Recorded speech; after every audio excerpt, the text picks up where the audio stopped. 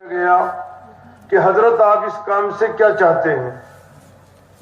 تو آپ نے فرمایا میں اس کام سے کچھ نہیں چاہتا، میں صرف اس کام سے یہ چاہتا ہوں کہ حضور اکرم صلی اللہ علیہ وسلم کے زمانے میں امت جس سطح پر تھی، یعنی صحابہ جس سطح پر تھے دین کی، یہ امت اس سطح پر آ جائے۔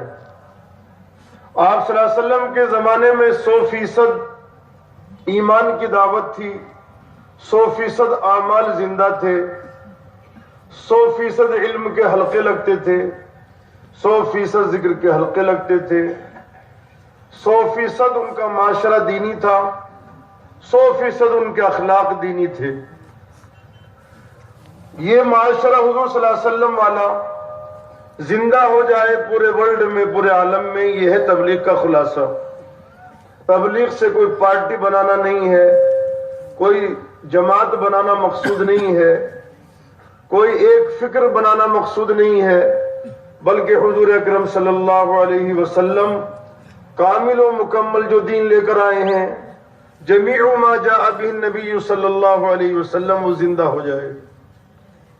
ہر لائن سے، ایمانیات کی لائن سے، عبادات کی لائن سے، اور اخلاقیات کی لائن سے، معاملات کی لائن سے، معاشرت کی لائن سے 100% دین زندہ ہو جائے گا۔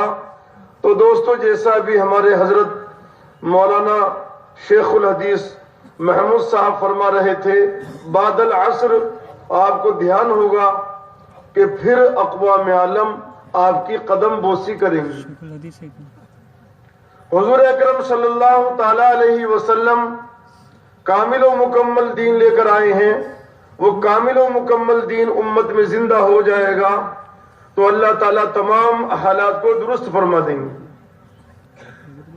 آج میرے دوستوں بزرگوں، امت مسلمہ حالات میں ہے، پریشان حال ہے اور مسکنت میں ہے، جیسے بھیگی ہوئی بکری یا بھیگی ہوئی بھیڑ، اس طرح سے امت مسلمہ ہے۔ اور اللہ کے نبی علیہ الصلوۃ والسلام نے ایک موقع پر ارشاد فرمایا تھا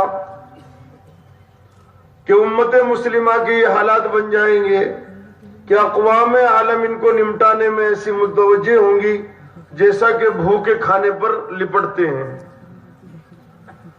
تو صحابہ کرام نے عرض کیا کہ اللہ کے نبی علیہ السلام، کیا ہم تعداد میں کم ہوں گے؟ آپ نے فرمایا نہیں، بہت زیادہ ہوں گے، مگر مانند پانی کے جھاگ کے ہوں گے۔ کیا ہوں گے؟ پانی کے جھاگ، ان کی کوئی وقت نہیں، دودھ کے جھاگ، ان کا کوئی وزن نہیں۔ پانی کا وزن، پانی کے جھاگ کا کوئی وزن نہیں ہوتا۔ بہت بڑی تعداد میں ہوں گے لیکن پانی کے جھاگ کی طرح سے ہوں گے، حقیقت سے محروم ہوں گے۔ دین والے کہلائیں گے مگر دین کی حقیقت نہیں ہوگی، ایمان والے ہوں گے، ایمان کی حقیقت نہیں ہوگی، کلمے والے ہوں گے، کلمے کی حقیقت سے محروم ہوں گے۔ تو لوگ غلط فہمی میں مبتلا ہو جائیں گے ان کو دیکھ کر کہ ان کے دین میں کوئی حقیقت نہیں، تو ذلت ان کے اوپر طاری ہو جائے گی، مسکنت ان کے اوپر طاری ہو جائے گی، اور یہ زمین پر جو ہے دوستو بزرگوں ذلیل و خوار ہوں گے۔ کیوں؟ چونکہ حقیقت سے محروم ہوں گے۔ دعوت و تبلیغ کا خلاصہ یہ ہے کہ امت مسلمہ ایمان کے تعلق سے، یقین کے تعلق سے، اعمال کے تعلق سے، اور معاشرت کے تعلق سے، اور اخلاق کے تعلق سے جو اس کی حقیقت مطلوب ہے اس حقیقت پر آ جائے۔ پھر امت مسلمہ کی دوستوں بزرگوں قیمت لگے گی، اور پھر ان کی وقت ہوگی، اور ساری دنیا میں ان کا ایک مقام ہوگا۔ چونکہ اللہ کے نبی صلی اللہ تعالی علیہ وسلم جو دین کی دعوت لے کر آئے ہیں، وہ دین کی دعوت ذلیل کرنے کے لیے نہیں ہے، بلکہ ذلت سے عزت دینے کے لیے ہے، اور پستی سے بلندی پر لانے کے لیے ہے۔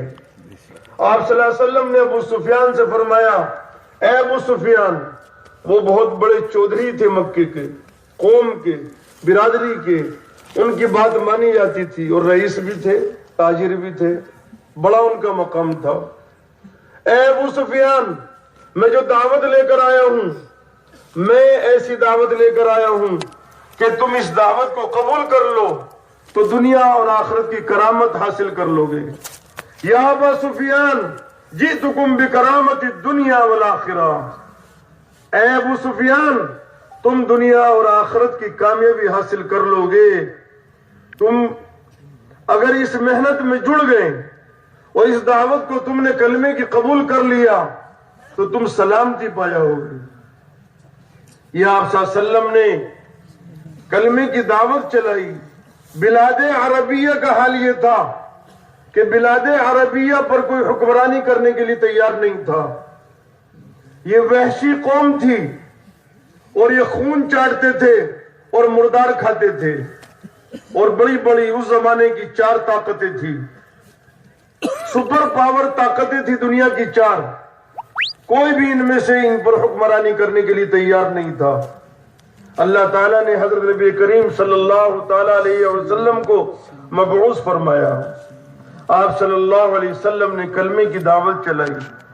حالات سے آپ کو گزرنا پڑا، مگر آپ صلی اللہ علیہ وسلم نے تمام حالات برداشت کیے۔ آپ کو اپنی دعوت پر اتنا یقین تھا کہ آپ صلی اللہ تعالیٰ علیہ وسلم مکہ المکرمہ میں دائرہ حیات آپ کا مشرکین نے تنگ کر دیا، اور آپ صلی اللہ علیہ وسلم کو ہجرت کا حکم ہو گیا۔ آپ ہجرت فرما کر مکہ المکرمہ سے مدینہ تشریف لے جا رہے ہیں، اور آپ صلی اللہ علیہ وسلم رات کی اندھیری میں نکلے۔ صدیق اکبر رضی اللہ تعالیٰ عنہ آپ کے ساتھ تھے۔ آپ صلی اللہ علیہ وسلم 3 دن 3 رات غار سور میں چھپے رہے۔ مکے میں یہ اعلان ہوا کہ محمد الرسول اللہ صلی اللہ علیہ وسلم کو جو گرفتار کر کے لائے گا اس کو 100 اونٹ دیے جائیں گے۔ اس زمانے میں 100 اونٹ بہت بڑی بات تھی، جیسے کسی نے ایک پورا گاؤں دے دیا ہو۔ سراقہ ابن مالک آپ کا پیچھا کرتے ہوئے آپ کے قریب پہنچ گیا، آپ پر حملہ آور ہونے والا تھا، مگر آپ صلی اللہ علیہ وسلم کو کلمے کی دعوت پر ایسا یقین تھا کہ اللہ کی مدد حق ہے، اللہ کی مدد داعی کے ساتھ ہے۔ جس اللہ کی میں دعوت دے رہا ہوں، جس اللہ کی طرف میں لوگوں کو بلا رہا ہوں، وہ زمین اور آسمان کا مالک ہے اور خالق ہے، اللہ میری مدد فرمائے گا۔ حضرت محمد صلی اللہ علیہ وسلم کی ذرا سی نظر پڑی اور سراقہ ابن مالک کی سواری کے قدم زمین میں دھس گئے، اور تقریباً آدھا جو ہے سواری وہ زمین میں دھس گئی، گھبرا گیا سراقہ۔ اور سراقہ نے یہ کہا، اے محمد صلی اللہ علیہ وسلم آپ میرے لیے دعا فرما دیں، میں اس عذاب سے نکل جاؤں۔ میں سمجھ گیا کہ اللہ کا غیبی نظام آپ کے ساتھ ہے۔ میرے دوستوں، بزرگوں اور بھائیوں، آپ صلی اللہ علیہ وسلم رحمت للعالمین تھے۔ آپ کسی کی ہلاکت کو نہیں پسند فرماتے تھے۔ آپ نے دعا فرما دی، اس کے سواری کے پاؤں زمین سے نکل گئے۔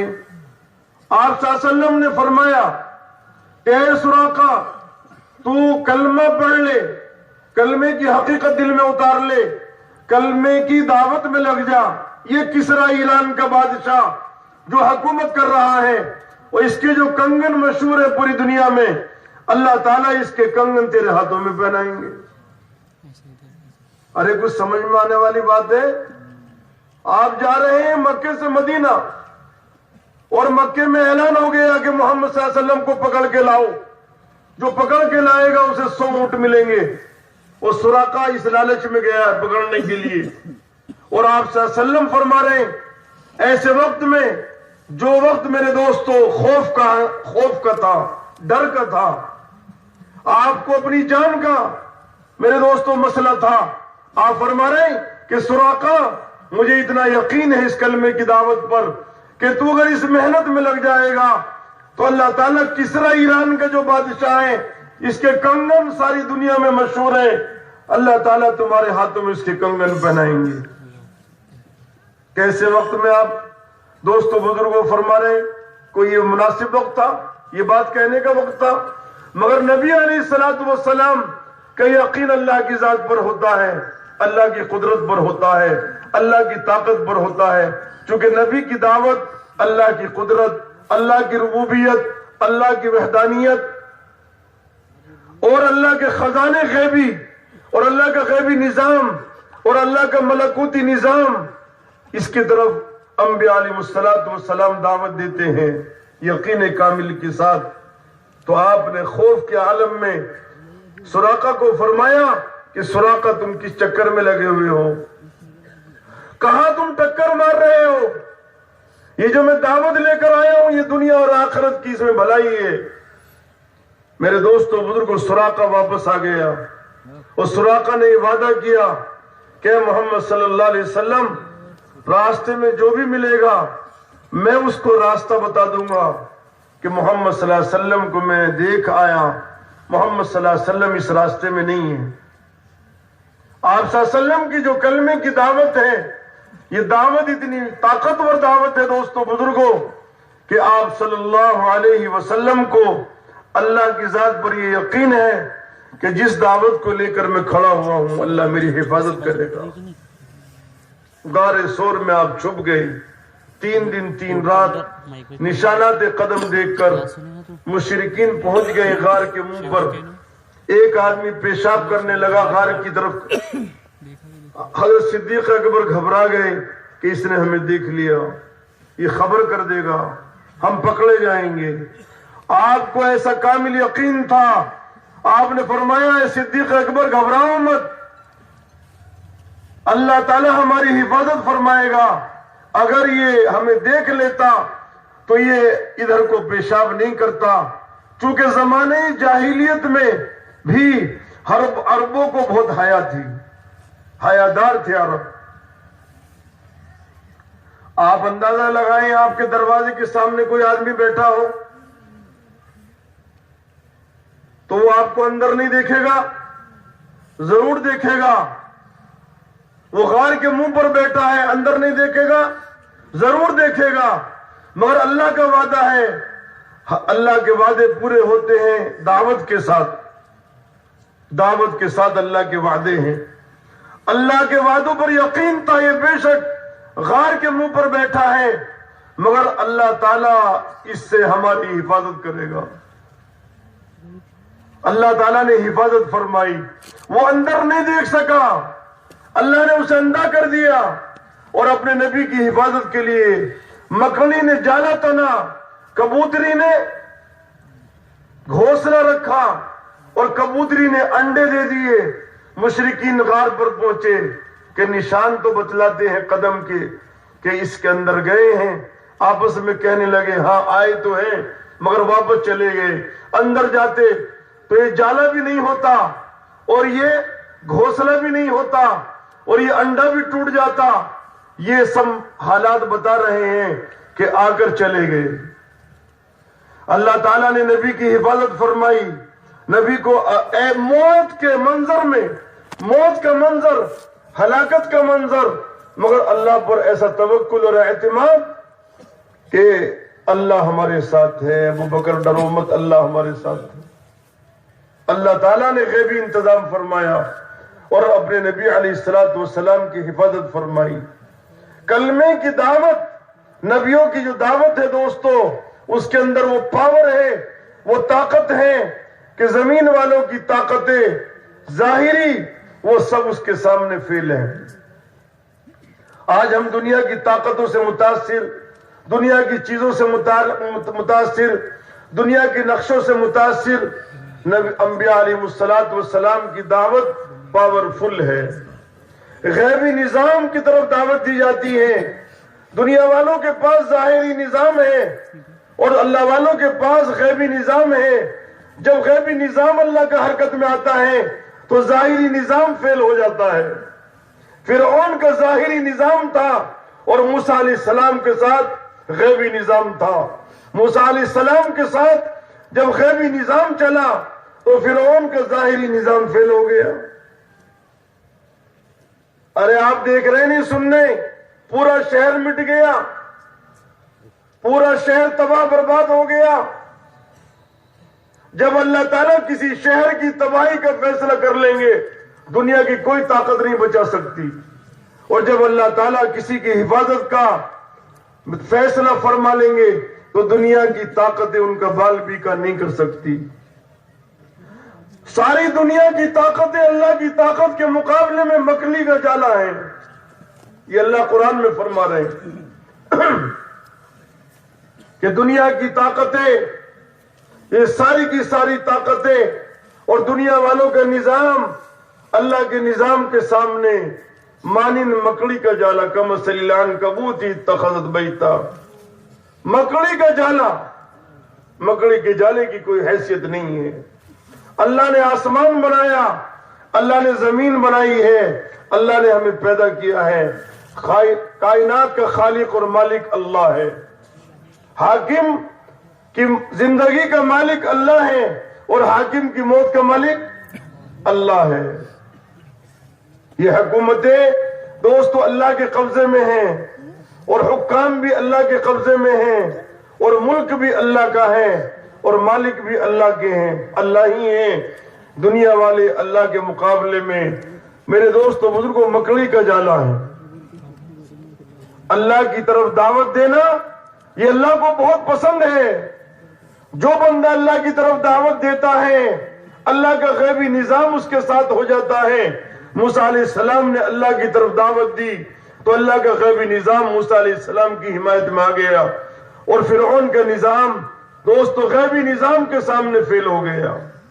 موسیٰ علیہ السلام کے پاس چیزیں نہیں تھی، سامان نہیں تھا، ایک جبہ تھا. دن میں اسے اوڑھ لیا کرتے تھے اور رات میں اسے بچھا لیا کرتے تھے.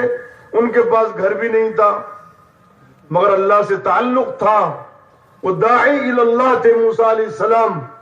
تو موسیٰ علیہ السلام جب تشریف لے گئے مدین اور شعیب علیہ السلام کی بیٹیوں کو حضرت موسیٰ علیہ السلام نے جلدی جلدی پانی پلایا. وہ کنواں موجود ہے مدین میں آج بھی اور شعیب علیہ السلام کی قبر بھی ہے. ہمارا 4 ماہ لگے، ساری نشانیاں موجود ہیں. اور مدین شعیب علیہ السلام کا علاقہ تھا اور موسیٰ علیہ السلام ہجرت فرما کر مصر سے مدین چلے آئے. چونکہ مصر اور مدین قریب ہے، اس کی حدود ملتی ہیں. تو بیٹیوں نے ابا سے تعریف کی کہ ابا ایک نوجوان ملا، اس نے خیر خواہی کی اور اخلاق کا مظاہرہ کیا اور ہمیں جلدی پانی پلا دیا. تو حضرت شعیب علیہ السلام نے موسیٰ علیہ السلام کو بلایا، موسیٰ علیہ السلام سے کارگزاری لی، فرعون کے حالات بتائے. موسیٰ علیہ السلام نے شعیب علیہ السلام نے تسلی دی، گھبراؤ مت، اور اپنی بیٹیوں سے شادی کر اپنی ایک بیٹی سے شادی کر دی. لمبا واقعہ میں اس میں جانا نہیں چاہتا اور ڈنڈا بھی دے دیا. موسیٰ علیہ السلام اپنی بیوی کو لے کر ڈنڈے کو لے کر اپنے علاقے میں واپس آ رہے ہیں. کوہ طور راستے میں پڑتا تھا، آگ کی ضرورت پڑی، بیوی درد ذہن میں مبتلا ہوئی اور بالکل ولادت کا وقت قریب تھا، آگ کی ضرورت تھی، سخت سردی پڑتی اس علاقے میں. تو آگ نظر آئی کوہ طور پر، حالانکہ وہ آگ نہیں تھی، وہ اللہ نے تجلی فرمائی تھی کوہ طور پر. حضرت موسیٰ علیہ السلام کے سامنے تقاضے تھے، بیوی درد ذہن میں تھی، بکریاں بھی تھی اور فرعون کا ڈر بھی تھا اور خورد و نوش کا بھی انتظام کرنا تھا. بشری تقاضے تھے موسیٰ علیہ السلام کے سامنے. جب کوہ طور پر آگ لینے کے لیے پہنچے تو اللہ کا حکم ہوا ہے کہ موسیٰ تم اپنے جوتے اتارو، اس لیے کہ تم مقدس وادی میں ہو. فَخْلَعْ نَعْلَيْكَ إِنَّكَ بِالْوَادِ الْمُقَدَّسِ طُوًى وَأَنَا اخْتَرْتُكَ فَاسْتَمِعْ لِمَا يُوحَىٰ. ہم تمہیں چن رہے ہیں نبوت کے لیے، تم سنو غور سے جو ہم وحی کریں گے تمہاری طرف. اِنَّنِي أَنَا اللَّهُ، میں ہوں اللہ. اور اللہ نے تعارف کرایا موسیٰ علیہ السلام سے، اے موسیٰ تم میرا تعارف کراؤ، تم میرے رسول ہو، تم میرے نبی ہو. اذهب الى فرعون انه طغى، فرعون کے پاس جاؤ، وہ سرکشی پر آ گیا ہے. معمولی بات، بیوی درد ذہن میں، بکریاں ساتھ، تقاضا بشری، خوف کا عالم، چونکہ اعلان ہو گیا فرعون کی طرف سے کہ موسیٰ کو پکڑ کے لاؤ۔ ایک بڑی طاقت، سپر پاور طاقت اس زمانے کی، موسیٰ علیہ السلام کی گرفتاری کا آرڈر، اور اللہ حکم دے رہے ہیں کہ فرعون کے پاس جاؤ۔ یہ معمولی بات ہے؟ اور اپنے بھائی کو بھی ساتھ لے لو اور تم دونوں جاؤ، اس کو دعوت دو۔ چونکہ مطالبہ کیا موسیٰ علیہ السلام نے کہ اللہ میرے ساتھ میرے بھائی کو کر دے، وہ مجھ سے زیادہ فصیح ہے، بات اس کی واضح ہے۔ چونکہ موسیٰ علیہ السلام کی زبان میں لکنت تھی، دونوں گئے فرعون کے دربار میں کہ ہم دونوں، انا رسول ربی، ہمارے رب نے رسول بنا کر بھیجا ہے تیری طرف، ہماری طرف رسول بنا کر بھیجا۔ ڈینگے مارنے لگا کہ تو وہ نہیں ہے جو بھاگ گیا تھا اور یہ کیا تھا اور وہ کیا تھا، کہ ہاں وہ جو کچھ بھی تھا، مگر اس وقت میں نبی ہوں، تیرے پاس کوئی علامت، کوئی نشانی؟ کہ میرے پاس یہ ڈنڈا نشانی ہے۔ ارے ڈنڈے سے کوئی ڈرے گا؟ فرعون نے تمام لشکر بنایا اور تمام اسباب اختیار کیے، اور اس کے بعد بے انتہا ہتھیار، اور موسیٰ علیہ السلام کے پاس ڈنڈا۔ ارے ڈنڈا نہیں، موسیٰ علیہ السلام کے ساتھ غیبی نظام، ملکوتی نظام، خالق کائنات کی طاقت موسیٰ علیہ السلام کے ساتھ۔ یہ ڈنڈا دیکھنے میں ڈنڈا، مگر یہ اللہ کی قدرت۔ اللہ چاہیں گے ڈنڈا، اور اللہ چاہیں گے تو اژدہا، اور اللہ چاہیں گے کچھ اور بنا دیں گے، چونکہ سب کچھ اللہ کے ہاتھ میں ہے۔ وہ ڈنڈا ڈالا، وہ اس سے متاثر نہیں ہوا۔ ڈنڈے سے کون متاثر ہوگا؟ ایک لکڑی چھوٹی سی، اس سے کون متاثر ہوگا؟ اس سے پہلے موسیٰ علیہ السلام کا اللہ تعالیٰ نے ایمان بنایا اور فرمایا اللہ تعالیٰ نے، وَمَا تِلْكَ بِيَمِينِكَ يَا موسیٰ، تمہارے ہاتھ میں موسیٰ کیا ہے؟ کہ میرے ہاتھ میں ڈنڈا ہے۔ اچھا، الْقِيَا يَا موسیٰ، اسے ڈالو۔ ڈالا، فَإِذَا هِيَ حَيَّةٌ تَسْعَىٰ، وہ سانپ بن گیا۔ موسیٰ علیہ السلام کو یقین بن گیا، نہ یہ سانپ ہے نہ یہ ڈنڈا ہے، یہ اللہ کی قدرت ہے۔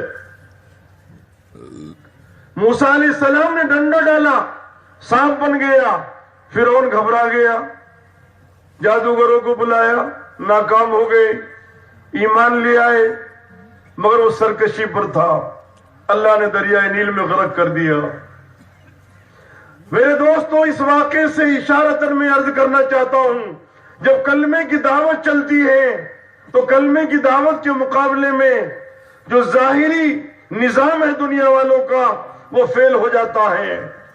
چونکہ اللہ کا غیبی نظام اور ظاہری نظام دونوں میں فرق ہے۔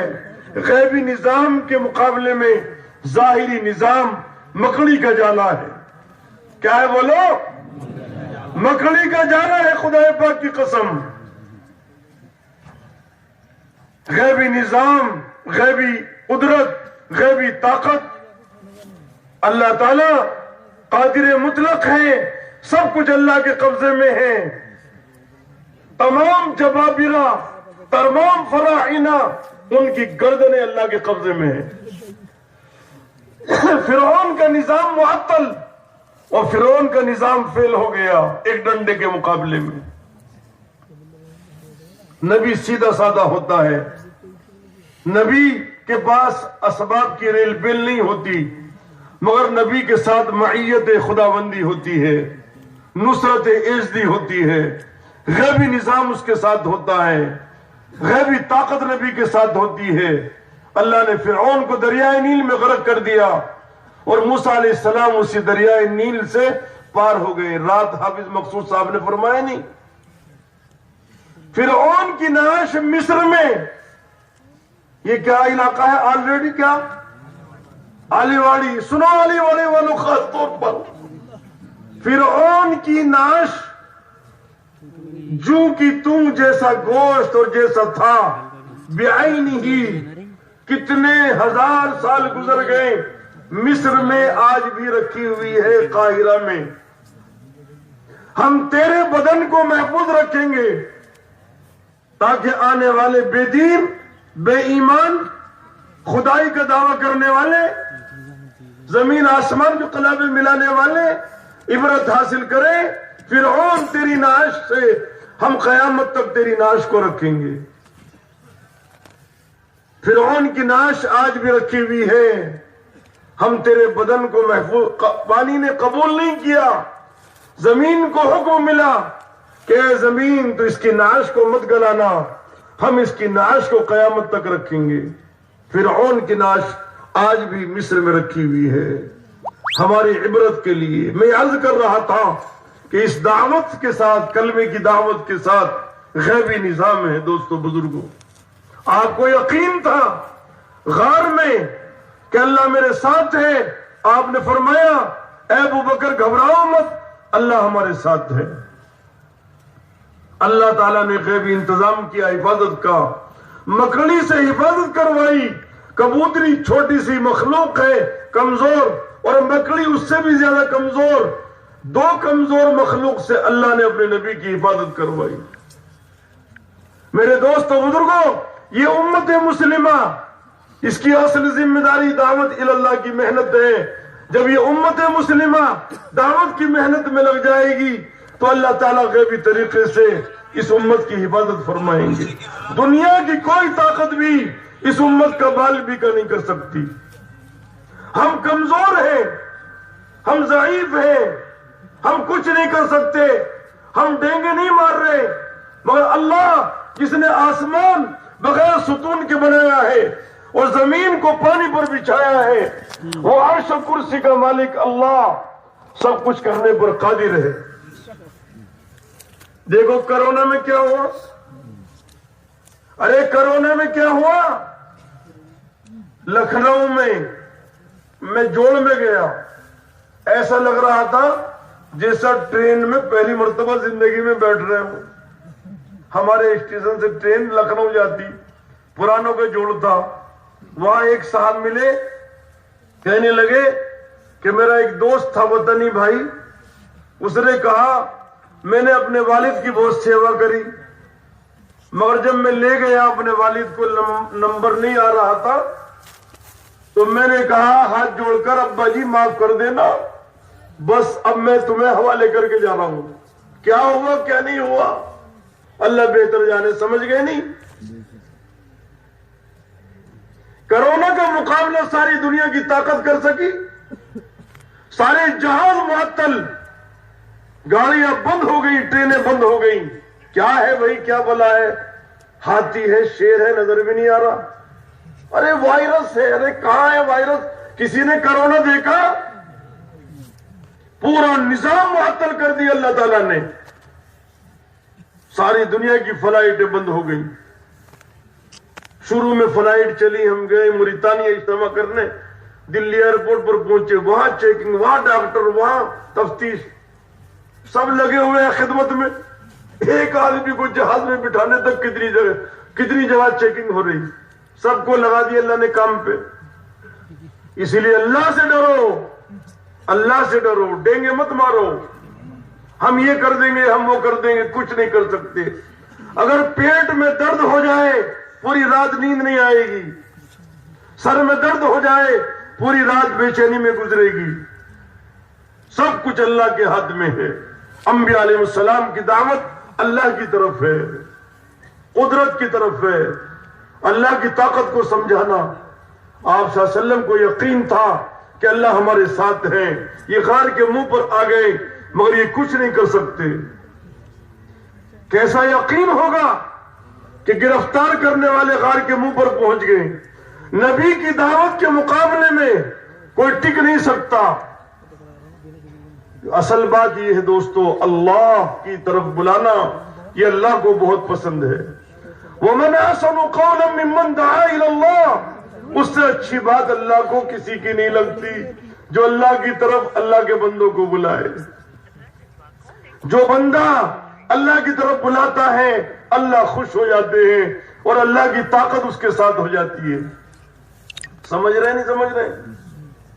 آپ صلی اللہ علیہ وسلم نے خط لکھا، بہت سے بادشاہوں کو، مقوقس کو لکھا، شاہ روم کو لکھا، شاہ اسکندریہ کو لکھا، اور شاہ حبشہ کو لکھا، شاہ روم، شاہ ایران کو لکھا، بڑے بڑے بادشاہوں کے نام دعوت نامے بھیجے۔ کس چیز کی دعوت تھی بولو؟ اللہ کی دعوت، اللہ کی طرف بلا رہے، کلمے کی دعوت۔ بسم اللہ الرحمن الرحیم من محمد رسول اللہ صلی اللہ علیہ وسلم الى کسرا، یہ محمد الرسول اللہ کی طرف سے۔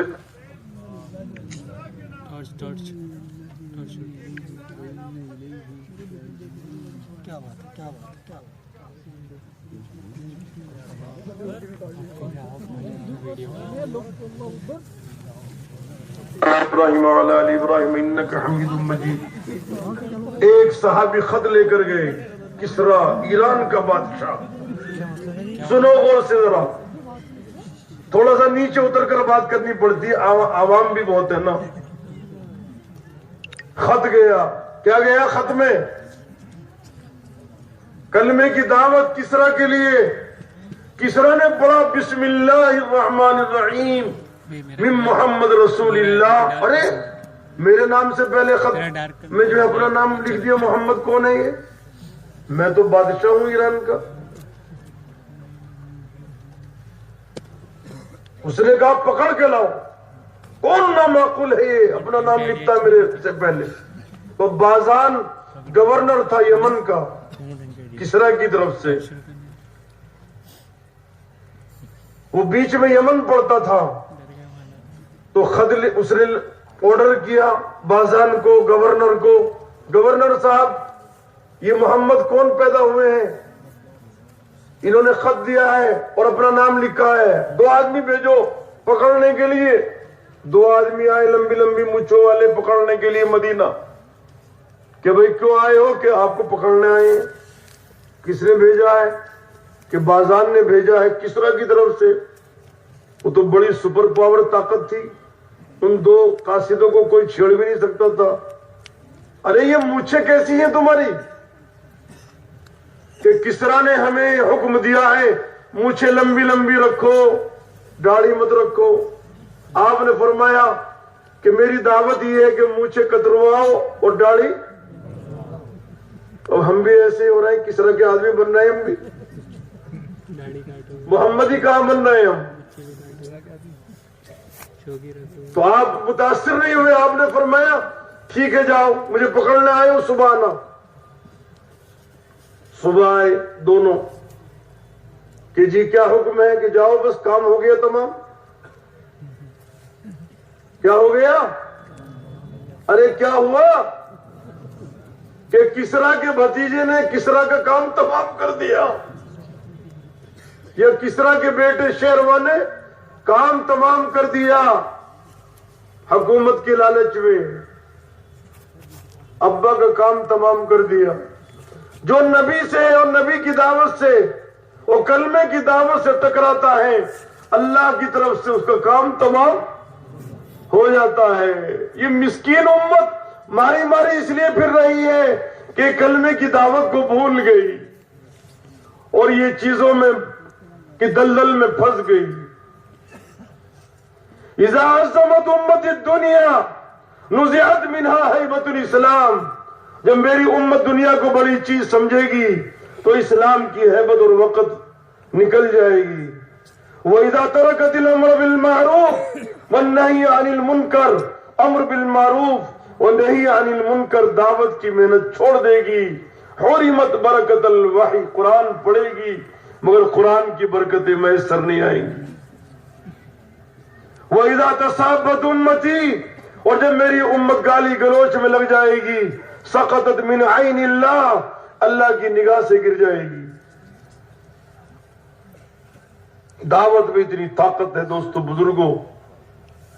اے جاؤ، وہ واپس گئے یمن، بازان سے ملے، کیا ہوا؟ لائے نہیں، کیونکہ اس زمانے میں وائرلیس نہیں، موبائل نہیں، سواریوں سے لوگ جاتے تھے، اور عربوں کی سواری اونٹ۔ اونٹ کتنے دن میں پہنچے گا دوسرے ملک میں؟ اونٹ کتنے دن میں پہنچے گا؟ الہی نہیں محمد کو پکڑ کے کہ انہوں نے تو یہ خبر دی ہے کہ کسرا کا کام تمام ہو گیا. ارے کس وقت، کس دن؟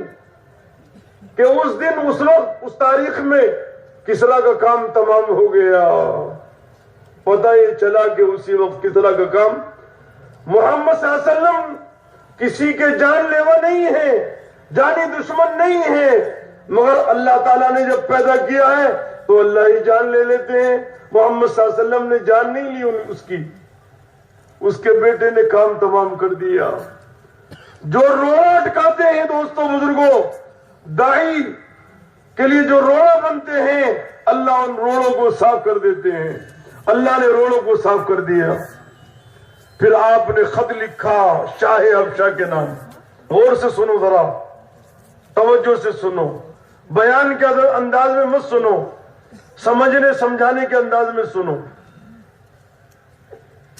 کہاں لکھا خط؟ حبشہ کے بادشاہ تھا اس کے نام. اس نے خط کو بوسہ دیا اور آپ کی دعوت کو قبول کر لیا اور آپ کے نام خط بھیجا. اپنے بیٹے کو بھیجا، 50 آدمی ساتھ بھیجے. وہ بیٹا خط لے کر، اریحہ اس کا نام تھا، وہ حجاز کی طرف چلا. سمندر میں کشتی طوفان کی نظر ہو گئی اور وہ راہ خدا میں شہید ہو گیا. آپ صلی اللہ علیہ وسلم کو جب خبر ملی کہ نجاشی بادشاہ کا انتقال ہو گیا ایک موقع پر، تو آپ نے، حدیث میں آتا ہے اللہم اغفر للنجاشی، کہ نجاشی بادشاہ کی اے اللہ مغفرت فرما. اور آپ نے جنازے کی نماز پڑھی غائبانہ. نجاشی کی قبر ہے حبشہ ایتھوپیا میں. پچھلے مہینے میں اجتماع تھا حبشہ میں، 91 ممالک آئے. 1.25 مہینے پہلے ہم پہنچ گئے تھے محنت کے لیے. چھوٹا جہاز پکڑ کر ہم گئے. پہاڑ کے اوپر نجاشی آرام فرمائے اور ان کے ساتھ 15 صحابہ ہیں، 5 عورتیں ہیں، 10 مرد ہیں. پہاڑ کے اوپر سو رہے ہیں حبشے کے بادشاہ. آپ کسی کی ہلاکت، اپنے دین کو بچانے کے لیے آپ صلی اللہ علیہ وسلم نے فرمایا صحابہ سے کہ تم مکے سے حبشے کی ہجرت کرو. ابھی مدینے کی ہجرت نہیں ہوئی. 100 صحابہ مع صحابیات ہجرت کر کے مکے سے کہاں گئے؟ ارے بولو مجمع سے کچھ بولے. افریقہ حبشہ گئے. یاد کرو میری بات ذرا تھوڑی سی. آپ صلی اللہ علیہ وسلم کی بیٹی رقیہ اور آپ کے داماد حضرت عثمان بھی گئے اور آپ کے سگے چچا کے بیٹے حضرت جعفر طیار، حضرت علی کے حقیقی بھائی بھی گئے. یہ مکے میں رہتے تھے مگر دائرہ حیات تنگ تھا، دین پر چلنا مشکل تھا. تو آپ نے فرمایا تم اپنے دین کو بچانے کے لیے حبشہ چلے جاؤ. حبشے کا بادشاہ بہت ہی منصف ہے، عادل ہے. دین کو بچانے کے لیے ایک ملک سے دوسرے ملک کی ہجرت کی صحابہ نے. ہم اپنی بستی میں تمام تر آزادیوں کے باوجود نماز نہیں پڑھ پا رہے ہیں. جب نعمتوں کی ناقدری ہوتی ہے تو اللہ تعالیٰ نعمتوں کو چھین لیا کرتے ہیں. اللہ تعالیٰ نے نعمتوں کی بارش برسائی بنی اسرائیل پر اور ان نعمتوں کا ذکر کیا اللہ نے قرآن میں. یا بنی اسرائیل اذکروا نعمتی اللتی انعمت علیکم انی فضلتکم علی العالمین. میری ان نعمتوں کو اے بنی اسرائیل یاد کرو کہ میں نے تمہارے اوپر انعامات کی بارش برسائی اور میں نے اس زمانے کے لوگوں پر تم کو فضیلت دی.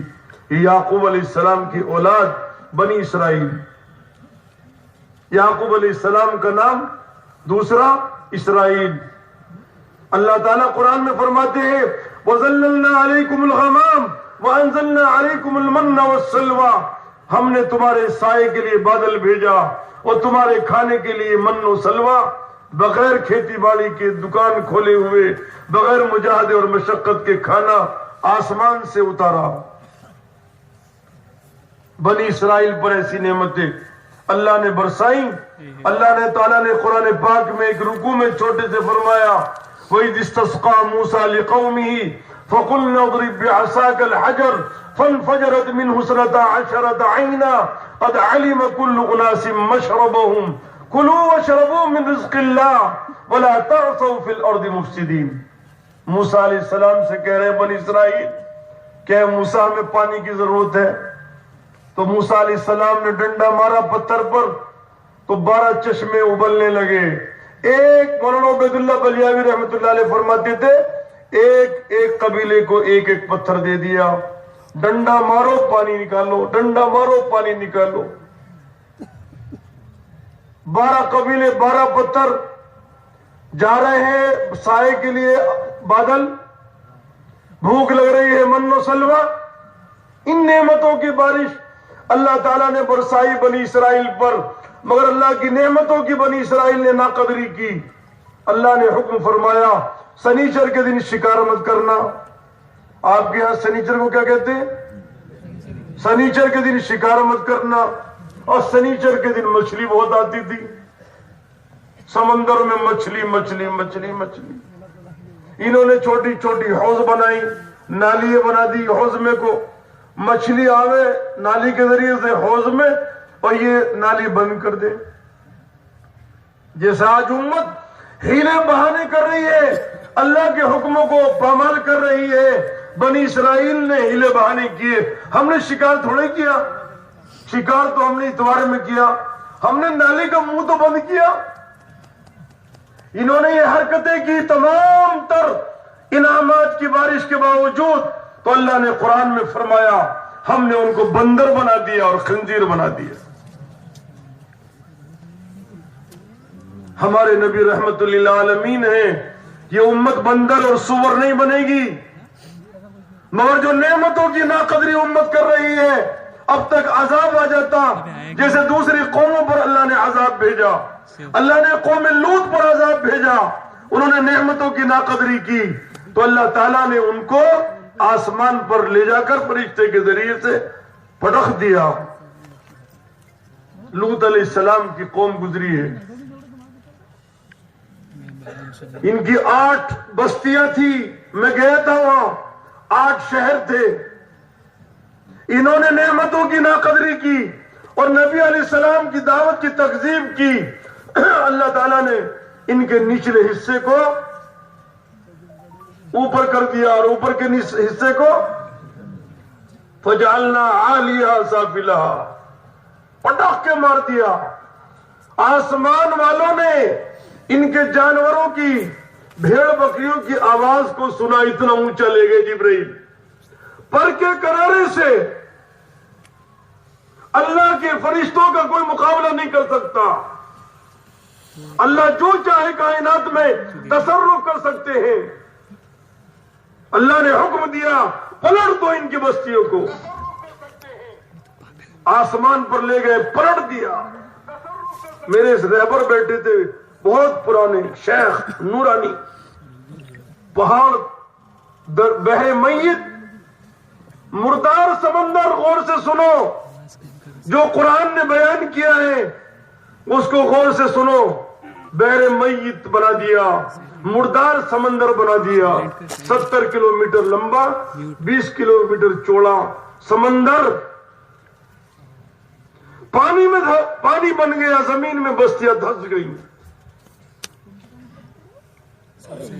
عرب کہنے لگے مجھ سے، میرے رہبر تھے، کہ شیخ سلمان دیکھو ان پہاڑوں سے خون برس رہا ہے۔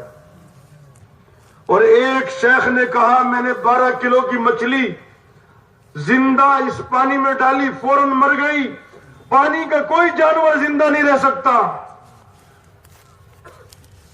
اللہ تعالیٰ نے اس پانی میں اتنا اپنے عذاب کا اثر رکھا ہے کہ ایکڑا، کچھوا، مچھلی کوئی بھی پانی میں ڈالو زندہ نہیں رہ سکتی، چونکہ قوم لوط کو پلٹا گیا ہے یہاں، اور اس جگہ میں آج بھی اللہ کے عذاب کا اثر ہے۔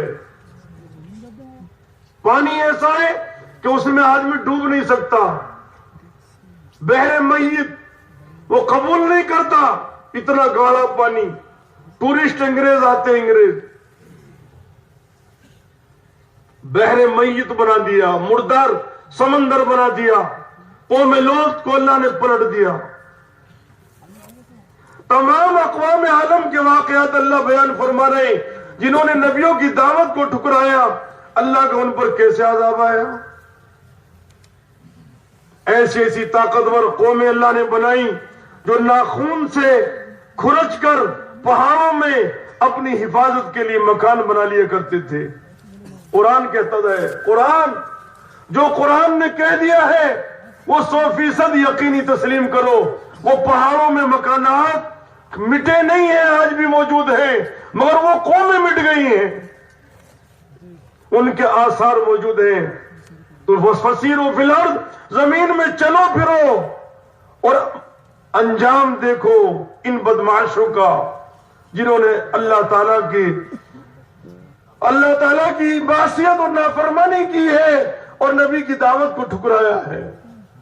ان کے مکانات آج بھی ویران پڑے ہیں, وہ قومیں برباد ہے. ایک جگہ میں گیا, پہاڑوں کے اندر مکان ہیں مگر وہ قومیں برباد ہو گئی. طاقتور قومیں تھی, ان کی انگلیوں میں اتنی طاقت تھی کہ وہ زمین یا وہ پتھروں کو کھرچ کر مکان بنا لیا کرتے تھے, کرین کی ضرورت نہیں تھی. یہ قرآن کہہ رہا ہے, اور ان کے وہ مکانات موجود ہیں.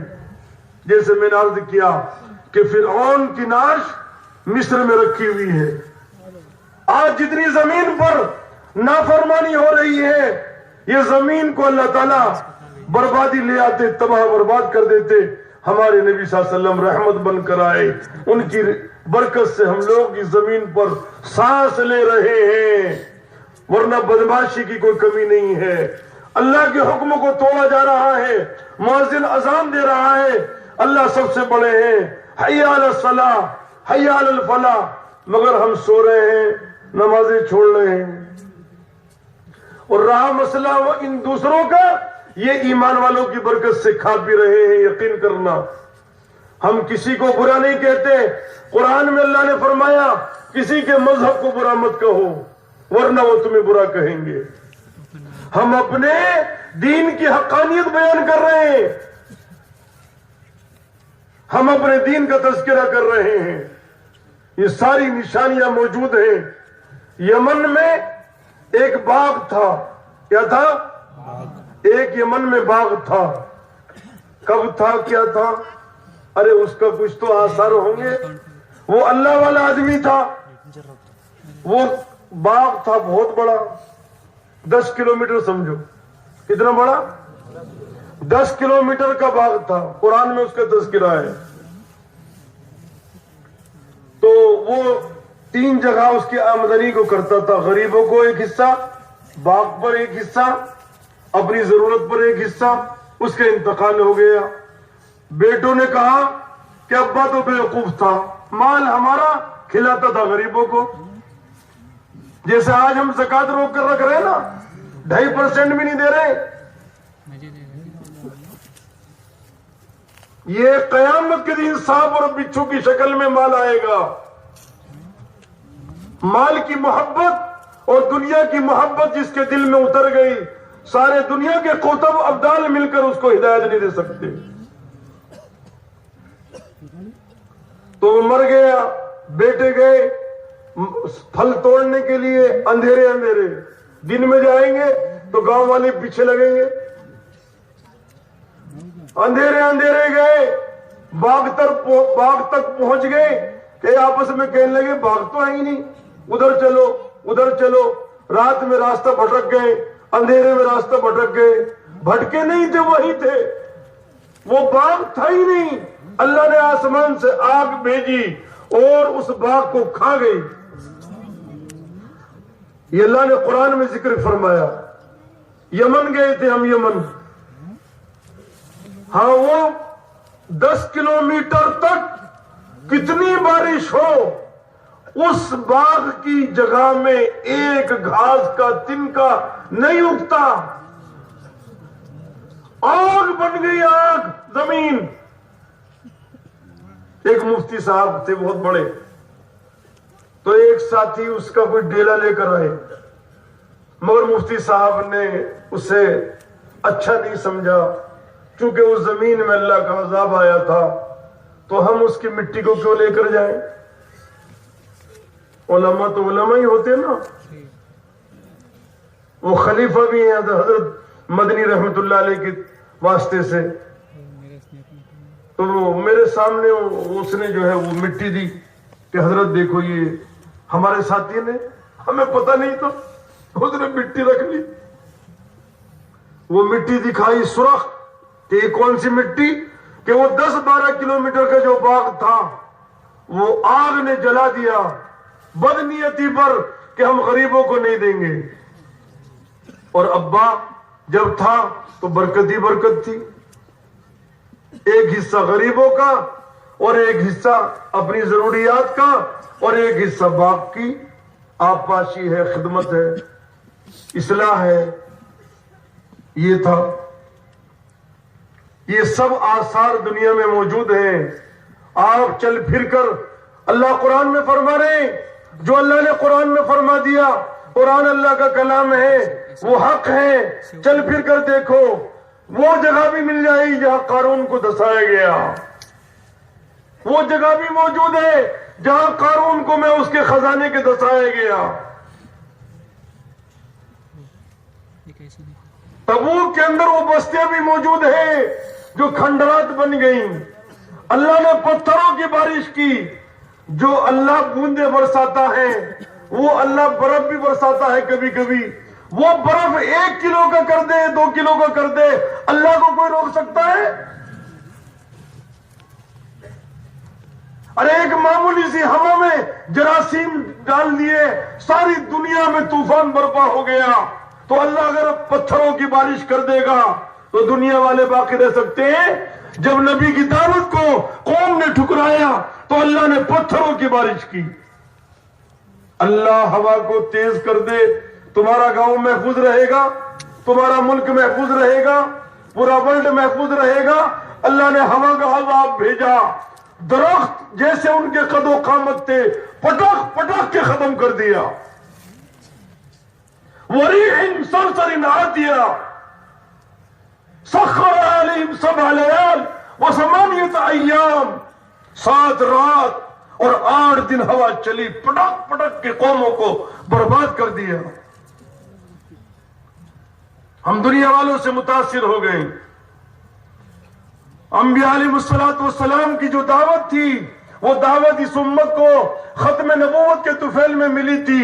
اس امت کی شرافت و کرامت عبادت کی وجہ سے نہیں ہے، تہجد گزاری کی وجہ سے نہیں ہے. ختم نبوت کا کام اس امت کے ذمہ ہے، دعوت اللہ. یہ امت اللہ کے بندوں کو اللہ کی طرف بلائے گی تو اس امت کی نجات ہے. اللہ نے قسم کھائی ہے ایک سورت میں، والعصر ان الانسان لفی خسر، تم سب خسارے میں ہو الا الذین آمنوا، مگر ایمان والے، وعملوا الصالحات، اور عبادات والے، وتواصوا بالحق وتواصوا بالصبر. شرط ہے دعوت اللہ کے بغیر نجات نہیں ہے اس امت کی.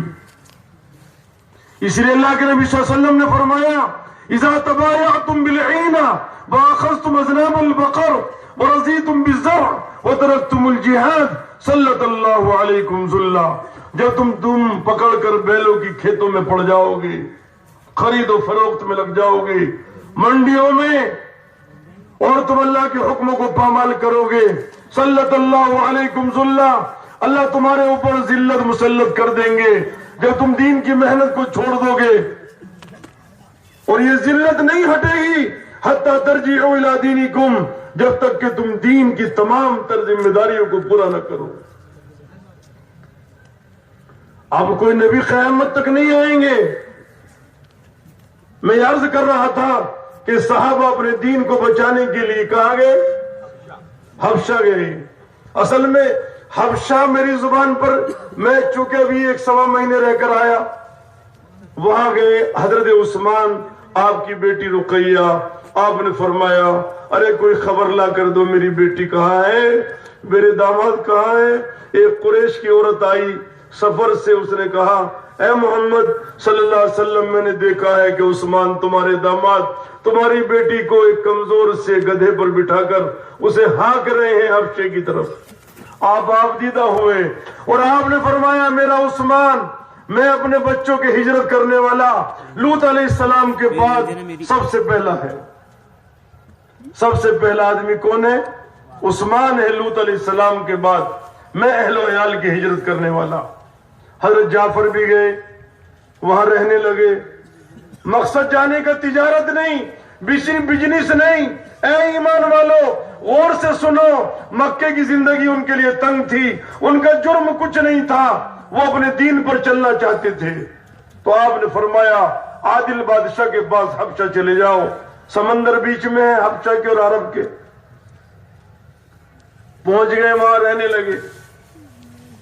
وہاں رہنے لگے, مکے والوں کو بے چینی لگی, جمع ہوئے اور پیسے اکٹھے کرے, ہدایہ گفٹ جمع کیے مکے والوں نے, اور حضرت عمرو بن العاص کو تیار کیا اور عبداللہ بن ربیعہ کو کہ گفٹ اور ہدیے لے کر جاؤ نجاشی کے پاس اور اس کے کان بھرو تاکہ اس جماعت کو جن کی تعداد 100 کی تھی یہ ہمارے حوالے کریں اور مکہ واپس لائیں.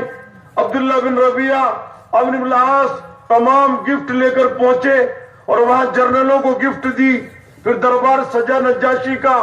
نجاشی نے کہا ہے میرے دوست عمرو تم مکے سے کیا لائے ہو؟ کیا آپ کی پسندیدہ سامان لائے ہیں؟ نجاشی بہت خوش ہوئے. کیوں آئے ہو؟ آنے کی غرض کیا ہے؟ تو عمرو نے کہا کہ انہیں لینے کے لیے آئے ہیں. یہ 100 آدمی کے قریب بددین ہو گئے اور مکے سے آئے ہیں یہ لوگ کہ بلاتے ہیں. بلایا تو حضرت جعفر طیار نے سلام کیا تو عمرو نے لقمہ دیا, اے بادشاہ اس نے سجدہ نہیں کیا. سلام کیا, یہ نرالا سلام. تو نجاشی نے کہا بھائی تم نے سجدہ نہیں کیا کہ ہمارے نبی کی تعلیمات یہ ہیں کہ اللہ جس نے سب کچھ بنایا ہے اس کو سجدہ کیا جائے گا. کہ یہ سلام کہ ہی تحیت الجنہ, یہ جنت کا سلام, یہ جنت کا سلام. ہاں کیا بات, یہ کیا کہہ رہے ہیں ہم؟ انہوں نے کہا کہ بے دین ہو گئے. کیا تم نصارہ, کیا تم یہود, کیا تم اپنے آبا و اجداد کے دین پر کہ نہیں؟ حضرت جعفر رضی اللہ عنہ نے یہ نہیں کہا صرف ہم نے دین اسلام اختیار کر لیا, بلکہ انہوں نے اپنی زندگی کو بیان کیا اور تقریر کی نجاشی کے دربار میں کہ ہم مردار کھاتے تھے, ہم خون چاٹتے تھے, ہم حقوق کی پامالی کرتے تھے, ہم ظلم کرتے تھے. اللہ تعالیٰ نے ہمارے بیچ میں حضرت محمد الرسول اللہ صلی اللہ علیہ وسلم کو مبعوث فرمایا. آپ رحمت بن کر آئے, آپ نے ہمیں یہ تعلیمات دی, عدل و انصاف کی تعلیم دی, اخلاق سکھائے, رحم دلی اور بیواؤں کو مدد کرنا, یتیموں کا سہارا بننا اور حلال حرام کی تمیز وغیرہ وغیرہ پوری تقریر کی جعفر نے نجاشی کے دربار میں. نجاشی بادشاہ بہت متاثر ہوا اور یہ عمرو بیٹھا ہوا ایک طرف. چھٹی ہو گئی. نجاشی نے کہا عمرو تم میرے دوست ہو بے شک, مگر یہ بھلے لوگ ہیں, ہم ان کو تمہارے حوالے نہیں کریں گے. دربار ختم ہو گیا, رات گزری, دونوں نے مشورہ کیا کل کو ان کی جڑ کاٹنی ہے. عبداللہ بن ربیعہ نے کہا ارے ہیں تو ہماری برادری کے لوگ, ایسا مت کر. عمرو کہ نہیں کل دیکھنا نجاشی کے دربار میں ایسی باتیں بتاؤں گا کہ ان صحابہ کی جڑ کٹنی ہے. تو اگلے دن کان بھرے نجاشی کے جا کر کہ یہ عیسیٰ علیہ السلام کی توہین کرتے ہیں اور ان کو اللہ کا بیٹا نہیں مانتے. نجاشی کیا تھا؟ عیسائی تھا اور اس کا عقیدہ ابن اللہ کہ عیسیٰ علیہ السلام اللہ کے بیٹے ہیں. بلایا گیا حضرت جعفر کو کہ یہ کیا کہہ رہا ہے, ہم تم گستاخی کرتے ہو عیسیٰ علیہ السلام کے بارے میں. حضرت جعفر طیار حضرت علی کے سگے بھائی ہیں. یہ حضرت جعفر طیار نے کہا کہ ہم کوئی گستاخی نہیں کرتے, تمام انبیاء حق ہیں, وہ اللہ کے نبی ہیں اور اللہ کی روح ہیں اور اللہ کا کلمہ ہے. پاک مریم کے پیٹ میں اللہ نے ڈالا اور عیسیٰ پیدا ہوئے. سورہ مریم سنائی جو قرآن میں اترا ہے ہمارے نبی پر، ہمارا وہ عقیدہ ہے کہ سناؤ قرآن۔ سورہ مریم جعفر نے سنائی اور عمرو بیٹھا ہوا سن رہا ہے، اور عبداللہ بن ربیعہ اور نجاشی کی داڑھی آنسوؤں سے تر ہو گئی۔ اہل کتاب کنائز سے رہبان آئے تھے اور ان کے سامنے کتابیں کھلی ہوئی تھی آسمانی، ان کی کتابوں کے اوراق بھی تر ہو گئے، اور نجاشی کہنے لگا کہ عمرو میں ان کو تمہارے حوالے نہیں کروں گا، اور یہ گفٹ ہدیہ رشوت میں نہیں لوں گا۔ جب اللہ نے مجھے ملک حبشہ دیا تھا کوئی رشوت نہیں لی تھی، اللہ کا ملک ہے، اللہ نے مجھے دیا تھا، یہ اپنی رشوت لے جاؤ واپس مکہ، میں قبول نہیں کروں گا۔ بے یارو مددگار عمرو بن العاص واپس آئے، کہاں سے؟ حبشہ سے۔ مگر دوستو میں اس واقعے سے آپ کو ایک بات سنانا چاہتا ہوں، دعوت میں وہ طاقت ہے، وہ تاثیر ہے، وہ جاذبیت ہے، وہ مقناطیسی اثر ہے کہ عمرو بن العاص کہتے ہیں میں نجاشی کے دربار میں حضرت جعفر کی سورہ مریم کی تلاوت سے اتنا متاثر ہوا، اس وقت میرے دل میں یہ بات اتر گئی تھی کہ یہ حبشے کا بادشاہ نجاشی رو رہا ہے، اور اس کے علماء یہ رو رہے ہیں کہ ان کے آنسوں سے کتابیں تر ہو گئی۔ محمد الرسول اللہ صلی اللہ علیہ وسلم کی دعوت میں طاقت ہے۔ بھائی کیوں کھڑے ہو گئے؟ بھائی تم کیوں کھڑے ہو گئے؟ اپنی زیارت کرانا چاہ رہے ہیں سب کو؟ ہوتا شوق سب کو، مجھے دیکھ لیں سب، تسلی سے بیٹھو، بات سنو دھیان سے۔ ارے بات سن رہے ہو؟ کون تھا عمرو بن العاص جو گفٹ لے کر؟ ارے بادشاہ اتنی ہندی کے چندی کی میں نے مکے کی طرف سے رشوت لے کر گیا تھا صحابہ کو پکڑنے کے لیے حبشہ، مگر نجاشی کے دربار میں حضرت جعفر کا بیان اور تقریر جو ہوئی اتنا متاثر ہوا، خالد بن ولید سے ملاقات ہوئی۔ کس کی؟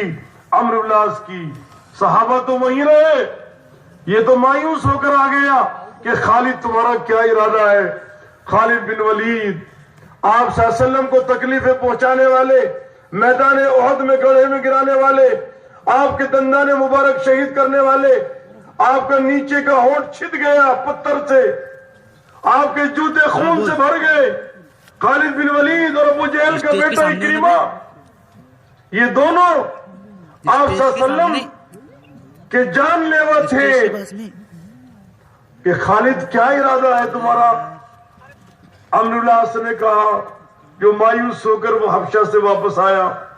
خالد بن ولید نے یہ کہا کہ ایسا ہے کہ محمد الرسول اللہ صلی اللہ علیہ وسلم کی غیبی تائید ہو رہی ہے، ہر میدان میرے ہاتھ سے نکل جاتا ہے، محمد صلی اللہ علیہ وسلم کے ساتھ آسمانی نظام ہے، فرشتوں کا نظام ہے، ملکوتی نظام ہے، ہم محمد الرسول اللہ کا مقابلہ نہیں کر سکتے۔ کہ پھر کیا ہے کہ محمد صلی اللہ علیہ وسلم کا دامن تھامے بغیر چارہ کار نہیں ہے کہ عمرو تمہارا کیا ارادہ ہے؟ ارے میرا کیا پوچھتے ہو، حبشہ گیا تھا گفٹ لے کر، نجاشی نے واپس کر دیے میری گفٹ ساری، اور جعفر کی تقریر اتنی مؤثر تھی کہ نجاشی بھی اور اس کے رہبان بھی سارے کے سارے علماء رو رہے تھے کہ اچھا یہ تمہارا ارادہ کیا ہے؟ کہ نجاشی کے دربار میں جعفر نے جو دعوت دی ہے نجاشی کو، وہ میرے دل کی گہرائی میں اتر گئی، اور میں نے بھی طے کر لیا تھا کہ محمد صلی اللہ علیہ وسلم کی دعوت غالب آ کر رہے گی، اور میں بھی محمد صلی اللہ علیہ وسلم کا دامن تھامنا چاہتا ہوں۔ خالد بن ولید سیف اللہ بنے، عمرو بن العاص مصر کے فاتح بنے۔ عمرو بن العاص گورنر تھے مصر کے، دریائے نیل خشک ہو گیا، وہاں کی رسومات جاہلیت کی یہ تھی کہ جوان لڑکی کو زیور پہنا کر دریائے نیل کی نظر کیا جاتا تھا۔ حضرت عمرو بن العاص نے کہا ھذا لا یکون فی الاسلام، کہ اسلام آ گیا، اب یہ رسم ادا نہیں کی جائے گی۔ لوگ مصر چھوڑ کر جانے لگے، قحط پڑ گیا، جانور ہلاک ہونے لگے، دریائے نیل پر موقوف تھا، ان کی زندگی کا دار و مدار تھا۔ حضرت عمر کو مدینہ خط لکھا گورنر صاحب نے، گورنر مصر عمرو العاص نے، کہ اے عمر امیر المومنین میں کیا کروں، ہمارے مصر میں ایسے ایسے حالات ہیں۔ حضرت عمر نے خط لکھا بسم اللہ الرحمن الرحیم، یہ عمر فاروق کی طرف سے جو خادم ہے ایمان والوں کا، دریائے نیل کے نام الی نہر نیلا ان کنت تجری من قبلک فلا تجری وان کان اللہ الواحد القہار یجریک ونسأل اللہ الواحد القہار یجریک فاجرہ اللہ 17 ذراعا۔ اے دریائے نیل، بسم اللہ الرحمن الرحیم، یہ خط عمر کی طرف سے، امیر المومنین کی طرف سے تیرے نام ہے۔ اے نہر نیل، اگر تو خود بہتی تھی ہمیں تیری ضرورت نہیں ہے، اگر اسے اللہ بہاتا تھا تو ہم اللہ کا واسطہ دیتے ہیں کہ تو بہنے لگ۔ تو اللہ نے اتنا بہایا، 17 ہاتھ بلند ہو کر فوراً خط ڈالتے ہی پانی چلنے لگا اور آج تک بہ رہا ہے۔ فاتح حبشہ بنے، بلاد افریقیہ میں عمرو العاص گئے، جو حبشہ ایمان والوں کو پکڑنے کے لیے گئے تھے۔ وہ عمرو العاص کتنے بڑے آدمی بنے اور دین کے کتنے بڑے داعی بنے۔ یہ دعوت اتنی پاورفل ہے، یہ امت دوستو دعوت کو بھول گئی تو غیبی نظام اس کے ساتھ سے ہٹ گیا۔ اب یہ ٹکر مار رہی ہے، ٹکر مار رہی ہے۔ یہ اجتماع اس لیے منعقد کیا گیا ہے ہم مقصد زندگی کو پہچانے۔ اس امت کا مقصد زندگی دعوت اللہ ہے۔ اللہ نے اس امت کی شرافت و کرامت و بزرگی اور علو مرتبہ، علو شان دعوت میں رکھی ہے، اور عبادات بھی باقی رہیں گی دعوت سے، اور دین بھی باقی رہے گا دعوت سے۔ آپ صلی اللہ علیہ وسلم نے جب دعوت چلائی، غیر مانوس آواز تھی، رکاوٹیں ڈالی گئیں، دشمنیاں کی گئیں، آپ کا مقابلہ کیا گیا، مگر آپ کو یقین تھا کہ اللہ اپنی بیٹی سے آپ نے فرمایا تھا، جب آپ صلی اللہ علیہ وسلم کے اوپر کیچڑ ڈالی گئی، مکے کی نالیوں کی گندگی ڈالی گئی، اور آپ کی بیٹی آپ کے جسم کو دھو رہی تھی اور آپ کے کپڑوں کو صاف کر رہی تھی اور رو رہی تھی، اے میری پیاری بیٹی تو گھبرا مت، اللہ تعالیٰ تیرے باپ کا دین ہر کچے پکے گھر میں داخل کر کے رہے گا۔ آپ صلی اللہ علیہ وسلم کو یقین تھا کہ ہر کچے پکے گھر میں یہ دین داخل ہوگا، تو آپ صلی اللہ تعالی علیہ وسلم ان لوگوں سے بھی مایوس نہیں ہوئے جو آپ کے راستے میں روڑے ڈالتے تھے، کانٹے بچھاتے تھے۔ جو اس امت کا فرعون تھا ابو جہل، آپ اس سے بھی مایوس نہیں تھے۔ آپ نے ابو جہل کے لیے بھی دعا کی اور عمر کے لیے بھی دعا کی۔ عمر کے حق میں قبول ہوئی، ابو جہل کے حق میں تو نہیں ہوئی، مگر بیٹے اور پوتے اور بہو کے حق میں قبول ہو گئی۔ یہ امت خیر خواہ ہے تمام انسانوں کی، خدا پاک کی قسم۔ اگر دنیا کے بسنے والے انسان سمجھ لیں تو قدم بوسی کریں گے، مگر بات یہ ہے دوستو، ہم اپنے مقصد کو بھول گئے۔ ہم کس لیے آئے تھے؟ ہمارے جینے کا مقصد کیا تھا؟ ہمارے زندگی کا مقصد کیا تھا؟ ہم بھول گئے۔ جب آپ صلی اللہ علیہ وسلم نے مکہ فتح کیا تو آپ صلی اللہ علیہ وسلم نے اعلان کر دیا مکے میں کہ محمد صلی اللہ علیہ وسلم کسی کا جان لیوا نہیں ہے، وہ رحمت بن کر آیا ہے، کسی کا خون کا پیاسا نہیں ہے، محمد صلی اللہ علیہ وسلم کی طرف سے امن میں ہے۔ وہ لوگ جو بیت اللہ میں داخل ہو جائیں گے اور امن سے رہیں گے، وہ لوگ جو اپنا دروازہ بند کر لیں گے، سب امن سے رہیں گے۔ مگر ابو جہل کا بیٹا اکرمہ، اسے اتنی نفرت تھی محمد صلی اللہ علیہ وسلم سے کہ وہ مکہ چھوڑ کر یمن بھاگ گیا، اور اس کی بیوی ام حکیم رضی اللہ تعالیٰ عنہا بن گئی۔ وہ چلی ہے تلاش میں شوہر کی، مگر شوہر کشتی میں بیٹھ گیا اور کشتی چلنے لگی یمن کی طرف، اور یہ سمندر کے کنارے پر دوپٹہ ہلا رہی ہے، میرے شوہر کہاں جا رہے ہو مجھے چھوڑ کر؟ مگر کشتی طوفان کی زد میں آ گئی. ملا کہنے لگا ملا کشتی کا ناخدا چلانے والا اخلصو.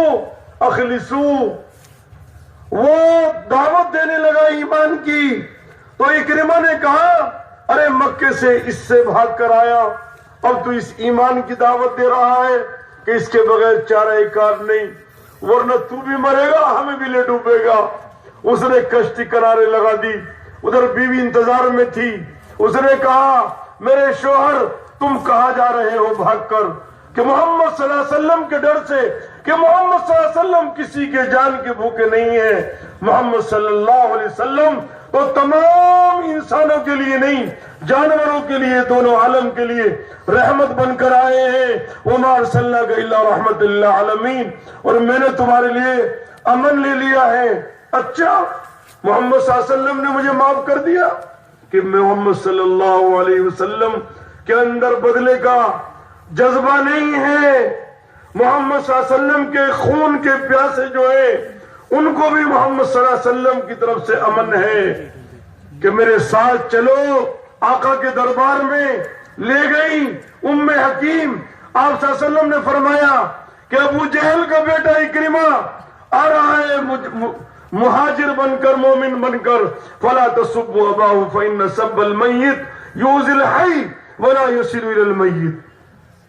کہ اس کے باپ ابو جہل کو برا بھلا مت کہنا, وہ تو مر گیا, وہ تمہارا برا بھلا کہنا اس تک پہنچے گا نہیں. اور اکرمہ کو کیا ہوگا؟ تکلیف ہوگی. اور آپ صلی اللہ علیہ وسلم نے استقبال کیا اکرمہ کا, اور اکرمہ نے یہ کہا اے محمد صلی اللہ علیہ وسلم میری بیوی نے یہ خبر دی ہے کہ آپ نے مجھے امن دے دیا. آپ نے فرمایا ام حکیم صحیح کہتی ہیں, اور سامنے بیٹھ گئے. کہنے لگے اے محمد صلی اللہ علیہ وسلم کیا اللہ مجھے معاف کر دیں گے؟ میں نے آپ کے راستوں میں کانٹے بچھائے ہیں. میرا باپ ابو جہل, اس امت کا فرعون, کیا یعنی زبان حال سے حضرت اکرمہ یہ کہہ رہے ہیں کیا اللہ کے ہاں میری معافی ہے کہ زمانے جاہلیت کے تمام گناہ اللہ معاف کر دیں گے؟ ایمان قبول کرنے کے بعد بہت مطمئن ہوئے اور وحدانیت اور رسالت کا کلمہ پڑھ لیا. حضرت اکرمہ نے یہ کہا میں آپ کے ہاتھوں پر بیعت ہوتا ہوں, اور میں آج یہ فیصلہ کرتا ہوں کہ جتنا میں نے جان مال اس دین کو مٹانے میں لگایا تھا اس سے کہیں زیادہ جان مال میں اسلام کی تبلیغ میں لگاؤں گا. خالد بن ولید کی دوستی تھی. خالد بن ولید یرموک میں تھے. اکرمہ نے مکے میں اعلان کیا تمہارا سردار یرموک جا رہا ہے دین کی دعوت دینے کے لیے. 70 گھرانے ساتھ ہو گئے حضرت اکرمہ کے, اور بیٹے بھی ساتھ تھے اور بیوی بھی ساتھ تھی, اور ملک شام پہنچ گئے. میدان یرموک میں خالد بن ولید نے ایک دن حضرت اکرمہ سے کہا اے میرے دوست اکرمہ تم میرے خیمے میں چل کر آرام کر لو. بہت سارے میرے پاس ایسے افراد موجود ہیں جو تمہاری جگہ کام کریں گے. تمہارا مارا جانا میرے لیے بہت شاق گزرے گا. حضرت اکرمہ نے یہ کہا کہ خالد بن ولید دوستی اپنی جگہ, مگر آج تم رکاوٹ مت ڈالو. میں نکلا ہوں اللہ کے راستے میں جام شہادت پینے کے لیے. وَتَرَجَّلَ اکرمۃ ابی جہل, حدیث میں آتا ہے کہ اپنے سواری کو چھوڑ دیا اور پیدل چلنے لگے. اور یہاں تک کہ میدان یرموک میں خالد بن ولید نے حضرت اکرمہ کو دیکھا اور ان کے بیٹے کو دیکھا, اور اپنی ران پر اکرمہ کے سر کو رکھا اور پنڈلی پر بیٹے کے سر کو رکھا, اور پانی کے قطرات ٹپا رہے تھے اور آنسو ٹپک رہے تھے دونوں کے چہروں پر. اور حضرت اکرمہ نے یہ کہا کہ خالد عمر سے میرا سلام کہہ دینا, اور امیر المومنین سے کہنا کہ امیر المومنین یہ فرماتے تھے اکرمہ تجھ سے کوئی کچھ نہیں ہوگا. آج اکرمہ اللہ کو اپنی جان دے رہا ہے میدان یرموک میں. یہ ابو جہل کا بیٹا جب دعوت چلے گی تو میرے دشمنوں کو دوست بنائے گی. جب دعوت چلے گی تو جو شراب کے اڈوں پر ہیں اور جو جوا کے اڈوں پر ہیں دوستو بزرگوں وہ تہجد گزار بنیں گے. گانا بجانے والے لوگ توبہ کریں گے. برائی پھیلانے والے لوگ گناہوں سے معافی مانگیں گے. جب یہ دعوت چلے گی تو اس کے اثرات ظاہر ہوں گے. عرب دنیا کا سب سے بڑا گویہ اس کے بارے میں مشہور ہے کہ اس کا حلق سونے کا ہے. کیا ہے اس کا حلق؟ سونے کا. حلقومہ من الذہب. عرب دنیا کا سب سے بڑا گویہ کروڑوں روپے گانے پر لیتا تھا. ہم اپنی بات پوری رکھیں گے بالاشارہ و بالکنایہ و بالصراحہ.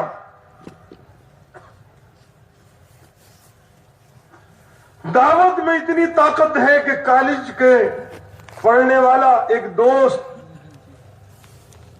وہ چاہتا تھا کہ گویہ اس کی آواز اتنی سریلی آواز کہ اگر یہ آنکھوں میں آنکھیں ڈال کر گانا گا دے تو آدمی مسحور ہو جائے. یہ میرے اوپر گزری ہے.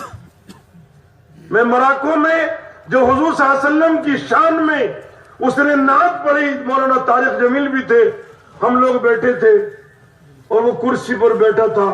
اس نے میری آنکھوں میں جب آنکھ ڈالی تو میں برداشت نہیں کر سکا, میں نے نگاہ چرا لی. اتنا بڑا گویہ دنیا کا کروڑوں روپے گانے کے لیتا تھا, مگر کالج میں پڑھنے والا نوجوان اس کا دوست جب یہ بیلجیم گیا گانا گانے کے لیے اور وہ ایئرپورٹ پر استقبال کے لیے پہنچا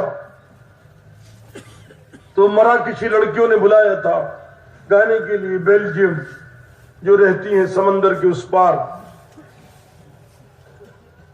تو یہ دوست جماعت کے احباب کو لے کر استقبال میں پہنچا ایئرپورٹ پر. مجھ سے خود کہا عبد الہادی, اس کا نام ہے عبد الہادی مغنی الخیاط, مجھ سے خود کہا اس نے کہ میں نے دیکھا ادھر اسکرٹ پہنے ہوئے لڑکیاں میرا استقبال کر رہی ہیں تالیاں بجا کر, اور ادھر حضرت لوگ کھڑے ایک درجن جو مرکز سے آئے. میں شرما گیا. حضرت لوگوں کو دیکھ کر شرما جاتا آدمی, چونکہ اللہ نے حضور صلی اللہ علیہ وسلم کے چہرے میں ایک روب رکھا تھا. آپ کا روب اتنا تھا کئی کئی مہینے دوری تک اس روب کا اثر لوگ محسوس کرتے تھے. تو جو حضور کے چہرے کو اپنائے گا, ہمارے جو بزرگ لوگ ہیں نا, ہم دیکھتے ہیں ایئرپورٹ پر پولیس والے بھی فوج والے بھی احترام کرتے. ارے بھائی یہ بزرگ ہیں, سفید داڑھی والے ہیں. ارے غیر مسلم عورتیں بھی سیٹ چھوڑ دیتی ہیں. نہیں, ہمارے ملک کی وطنی بھائی ہندو بھائی باشرہ لوگوں کو دیکھ کر عورتیں بھی ساڑی پہننے والی سیٹ چھوڑ دیتی. انہیں بزرگ صاحب کو بٹھاؤ. ارے ہوتا نہیں ہوتا, بولو کہ انہیں بٹھاؤ. ہمیں شرم آ رہی ہے کہ ہم بیٹھے ہیں جوان اور یہ بزرگ کھڑے ہیں. تو میں شرما گیا. میں نے کہا 3 دن کے بعد تمہاری تقریب منعقد ہوگی, میں تمہارے ساتھ چلتا ہوں. دوست کے ساتھ میں مرکز چلا گیا. اس نے کھانا کھلایا, عشاء پڑھ کر سو گئے. 2 بجے میں اٹھا تو وہ مصلی پر رو رہا تھا. میری آنکھ کھلی, میں نے کہا کیا تکلیف ہے, قرض ہے؟ تو میرے پاس دنیا کی ریل پیل ہے. تو وہ کہنے لگا میرے دوست عبد الہادی, میں اپنے ذات کے لیے نہیں رو رہا ہوں, میں تیری ذات کے لیے رو رہا ہوں. میں اللہ سے یہ کہہ رہا ہوں کہ اللہ, میں ایئرپورٹ سے یہاں لانے کی کوشش کرتا رہا, یہ مرکز میں آ گیا. جب یہ آ گیا مرکز تک اور تیرے گھر میں پہنچ گیا تو اللہ دل تیرے قبضے میں ہے. یقلبها کیف یشاء, تو دلوں کو جدھر چاہے پلٹ سکتا ہے. عبد الہادی کے دل کو پلٹ دے پلٹ دے پلٹ دے پلٹ دے. میں تیرے لیے رو رہا ہوں کہ وقت دے, موقع دے سوچنے کا کہ آج فیصلے کی رات ہے, آج تجھے فیصلہ کرنا ہے. کہ موقع دو کہ کوئی موقع نہیں ہے. میں نے کہا آج عبدالہادی یہ طے کرتا ہے کہ آج کے بعد سے گانا نہیں گائے گا. یہ میری دوستی ہے اس سے، میں بے صبری کی بات نہیں کرتا. ابھی میں 3 مہینے پہلے گیا تھا اجتماع میں، کتنی مرتبہ جانا ہوا، اس کے ساتھ ہی نماز پڑھتا تھا میں، اور بار بار میں یہ قصہ سنتا، اور میں اللہ کے راستے میں نکلا تو میں نے حضور صلی اللہ علیہ وسلم کی زیارت کی کہ عبدالہادی مرکز بناؤ دعوت کا. میرے والد نے 100 بیگھہ زمین مجھے دی تھی، یعنی 100 بیگھہ کا مطلب 20 ایکڑ، 20-2500. میں نے 50 بیگھہ زمین مرکز کو دے دی کہ یہ زمین دعوت و تبلیغ کے مرکز کے لیے ہے، اور اسی کے اندر سالانہ اجتماع ہوتا ہے. بادشاہ نے بلایا کہ ہم تجھے سولی چڑھا دیں گے، تو ہمارے ملک کی شان، تو نے گانا بند کر دیا. کہ بات سمجھ میں آ گئی، موت سمجھ میں آ گئی، آخرت سمجھ میں آ گئی. یہ زندگی مختصر ہے، اللہ کی بارگاہ میں حاضر ہونا ہے، قبر میں جانا ہے، منو بھر مٹی کے اندر رہنا ہے، کوئی پرسان حال نہیں ہوگا. قیامت کے میدان میں اللہ کے سامنے پیشی ہوگی کہ تم نے عمر کہاں لگائی، جوانی کہاں خرچ کی، اور تم نے مال کہاں سے کمایا، کہاں لگایا. مجھے اپنی آخرت سدھارنی ہے، آپ مجھے چاہے سولی چڑھا دیں، عبدالہادی اب گانا نہیں گائے گا. میں دوسرے اجتماع میں جا رہا تھا، ایک عرب دعوت کرتے ہیں، اجتماع کے بعد میرے برابر میں عبدالہادی بیٹھے ہوئے تھے. ریڈ لائٹ پر لڑکیاں اسکول کی جا رہی تھی، انہوں نے ہماری گاڑی کی طرف نظر ڈالی اور وہ تالی پیٹنے لگی، عبدالہادی مغنی گویا اس گاڑی میں بیٹھا ہے. پھر ایک موقع پر میں گیا تو مجھے دکھایا کہ دیکھو بادشاہ نے ایک تقریب منعقد کی، اور اس میں ایک کرسی ڈالی اونچی، اور اس میں 1000 آدمیوں کو دعوت دی کہ عبدالہادی نہیں مانے گا تو الوداعی تقریب منعقد کی جائے. میں نے جبہ پہنا، عمامہ لگایا، اور مجھے دیکھو شیخ سلمان، میں نے یاسین شریف پڑھی جا کر اس کرسی پر. یہ زندگیوں کو پلٹنے والی دعوت ہے. یہ نوجوانوں کو جو والدین کی نافرمانی کر رہے ہیں، اپنے ماں باپ کو مار رہے ہیں، وہ ماں جس نے جنم دیا ہے اس کو مارتے ہوئے میں نے خود دیکھا ہے. ایک نوجوان کو یہ اطاعت سکھائے گی، فرما برداری سکھائے گی، یہ صداقت سکھائے گی، حقوق کی ادائیگی سکھائے گی. جس دن ہم اپنی صحیح دعوت پر کھڑے ہو جائیں گے، خدا پاک کی قسم ہمارا دنیا لوہا مانے گی کہ یہ سچے لوگ ہیں، یہ محمدی ہیں، یہ رسول اللہ صلی اللہ علیہ وسلم کے پیروکار ہیں. آج جو ساری دنیا میں نفرتیں ہیں، میرے دوستوں بزرگوں، ہم محمد الرسول اللہ صلی اللہ علیہ وسلم کی قربانیوں پر پانی پھیر رہے ہیں.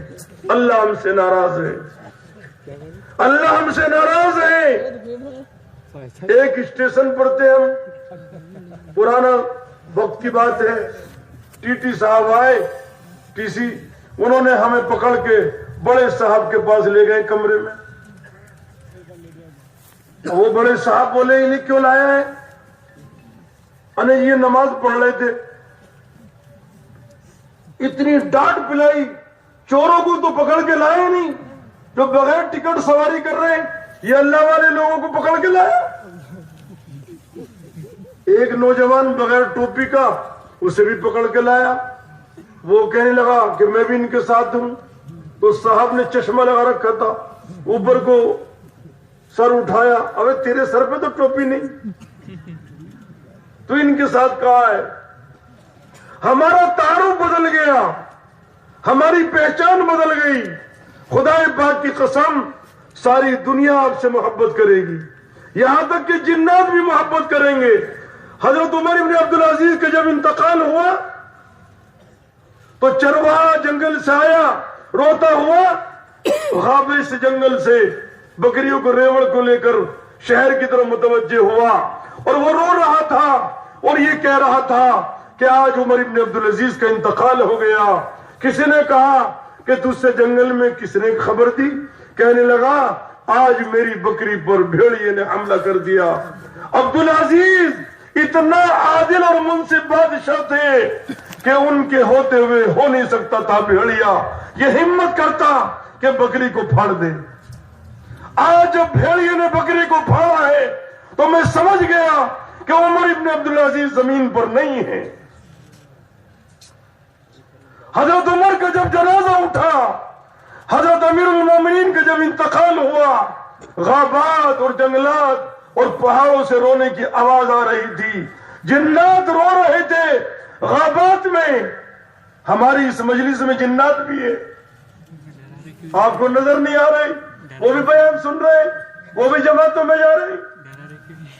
جنگلات سے جنات کے رونے کی آواز آ رہی تھی کہ آج عمر فاروق دنیا سے رخصت ہو گئے۔ خدا کی قسم بھیڑیا بھی اطاعت کرے گا، شیر بھی رہبری کرے گا۔ شیر نے ہر سفینہ کی رہبری کی۔ اے ابو الحارث، تو ہے یا میں ہوں جنگل میں محمد الرسول اللہ صلی اللہ علیہ وسلم کا غلام ہوں۔ میری جماعت آگے بڑھ گئی، مجھے میری رہبری کر۔ شیر نے پونچھ ہلائی، ہر سفینہ کی رہبری کی۔ خدا کی قسم جنگلی جانور بھی تابعداری کریں گے اور تکلیف دینے والے جانور آپ کی خدمت کریں گے۔ چوہا جو کپڑوں کو کاٹتا ہے حضرت مقداد کے لیے 17 اشرفی لے کر آیا۔ کتنی بولو؟ اشرفی لے کر آیا اور آخر میں تھیلی بھی لے کر آیا۔ یہ اشارہ تھا میری ملکیت میں 17 ہی تھی، باقی اب تھیلی خالی ہے۔ چوہا تکلیف دینے والا جانور، وہ حضرت مقداد کے لیے 17 اشرفی لے کر آیا۔ میرے دوستوں، بزرگوں اور بھائیوں، یہ انسان ہی غلامی نہیں کریں گے بلکہ جانور بھی تمہارے تابعدار ہوں گے۔ حضرت عقبہ بن نافع نے قیروان کے جنگل میں ٹیلے پر کھڑے ہو کر، میری جماعت گئی تھی قیروان، میں گاڑی میں بیٹھا تھا، ایک عرب نے کہا شیخ سلمان گاڑی سے اترو، 1400 سال پہلے اس قیروان کے جنگل میں اس ٹیلے پر عقبہ بن نافع نے آواز لگائی تھی اور جنگلی جانوروں کو للکارا تھا، ایتو الحشرات الارض والسباع نحن اصحاب رسول اللہ صلی اللہ علیہ وسلم فرحلوا فإننا نازلون فمن وجدناه بعد قتلناه۔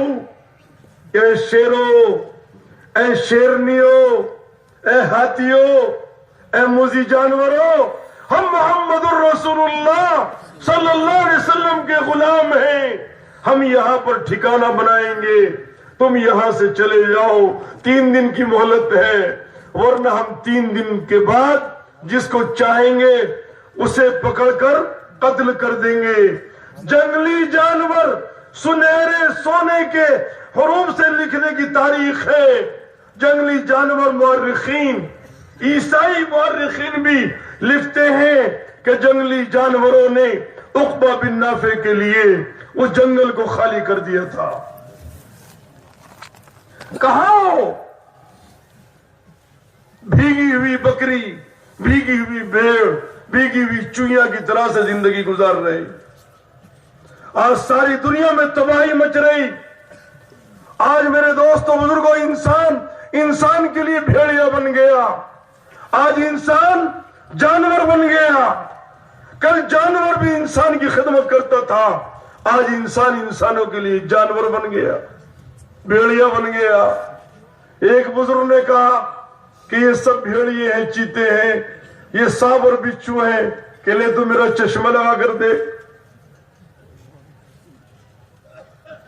انسان کے اندر درندوں کی صفت آ گئی۔ جب دعوت کی محنت چھوٹ جائے گی، زمین پر محنت ہوگی تو زمین سے پھل اور پھول اگیں گے۔ انسان مٹی سے بنا ہے، انسان پر محنت بن ہوگی تو انسان باکمال بنے گا، اور جب مٹی پر محنت بند ہوگی تو سانپ اور جھاڑ اور جنگاڑ پیدا ہوں گے۔ انسان پر محنت بند ہو جائے گی تو انسان سانپ اور بچھو بن جائے گا۔ آج کوئی کسی سے مطمئن نہیں. آج انسان کو دیکھ کر ڈر رہا ہے. آج دوستو سانپ کا ڈر نہیں, چیتے کا ڈر نہیں, بھیڑیے کا ڈر نہیں, شیر کا ڈر نہیں. آج انسان کو انسان کا ڈر ہے. آج ساری دنیا میں بے چینی ہے. آپ صلی اللہ علیہ وسلم جب تشریف لائے تھے اس وقت بھی بے چینی تھی. آپ نے کلمے کی دعوت چلائی. ایسا سکون, ایسا اطمینان, ایسے حالات میں درستگی. آپ نے فرمایا اے میرے صحابہ, تم دیکھو گے کہ ایک عورت ہیرا سے چلے گی اور مدینہ آئے گی تنہا اور زیور پہنے ہوئے ہوگی, کوئی آنکھ اٹھا کر دیکھنے والا نہیں ہوگا. حضرت عمر کے زمانے میں ایک عورت ہیرا سے آئی, زیور لگا ہوا تھا, مدینہ پہنچی. حضرت عمر نے پوچھا راستہ کیسا تھا؟ کہنے لگی پر امن تھا. کانہم من ام واحد, سارے انسان ایک ماں کی اولاد تھے. کسی نے مجھے آنکھ بھر کر نہیں دیکھا. آج ہم عصمتوں کے لٹیرے بن گئے. عیسائی لوگ جوان بیٹیوں کو ایمان والوں کے گھر چھوڑ کر جاتے تھے کہ ایمان والوں کے گھروں میں ہماری بیٹیوں کی عزتیں محفوظ رہیں گی. حضور اکرم صلی اللہ علیہ وسلم کی تعلیمات اگر زندہ ہو جائیں گی, اس مسلم قوم میں خدا کی قسم بہار آ جائے گی اور یہ محبوب بن جائیں گے. کیا بن جائیں گے بولو؟ محبوب بن جائیں گے. فرشتوں کے محبوب بنیں گے. فرشتوں کے محبوب, اللہ کے محبوب, آسمانی دنیا میں جو مخلوق اس کے محبوب, زمین میں جو مخلوق اس کے محبوب. حضرت سعد بن معاذ کا جب جنازہ اٹھ رہا تھا اور حضور صلی اللہ علیہ وسلم چھوٹے چھوٹے قدم رکھ رہے تھے, صحابہ نے پوچھا خلاف معمول آپ کا یہ عمل چھوٹے چھوٹے قدم.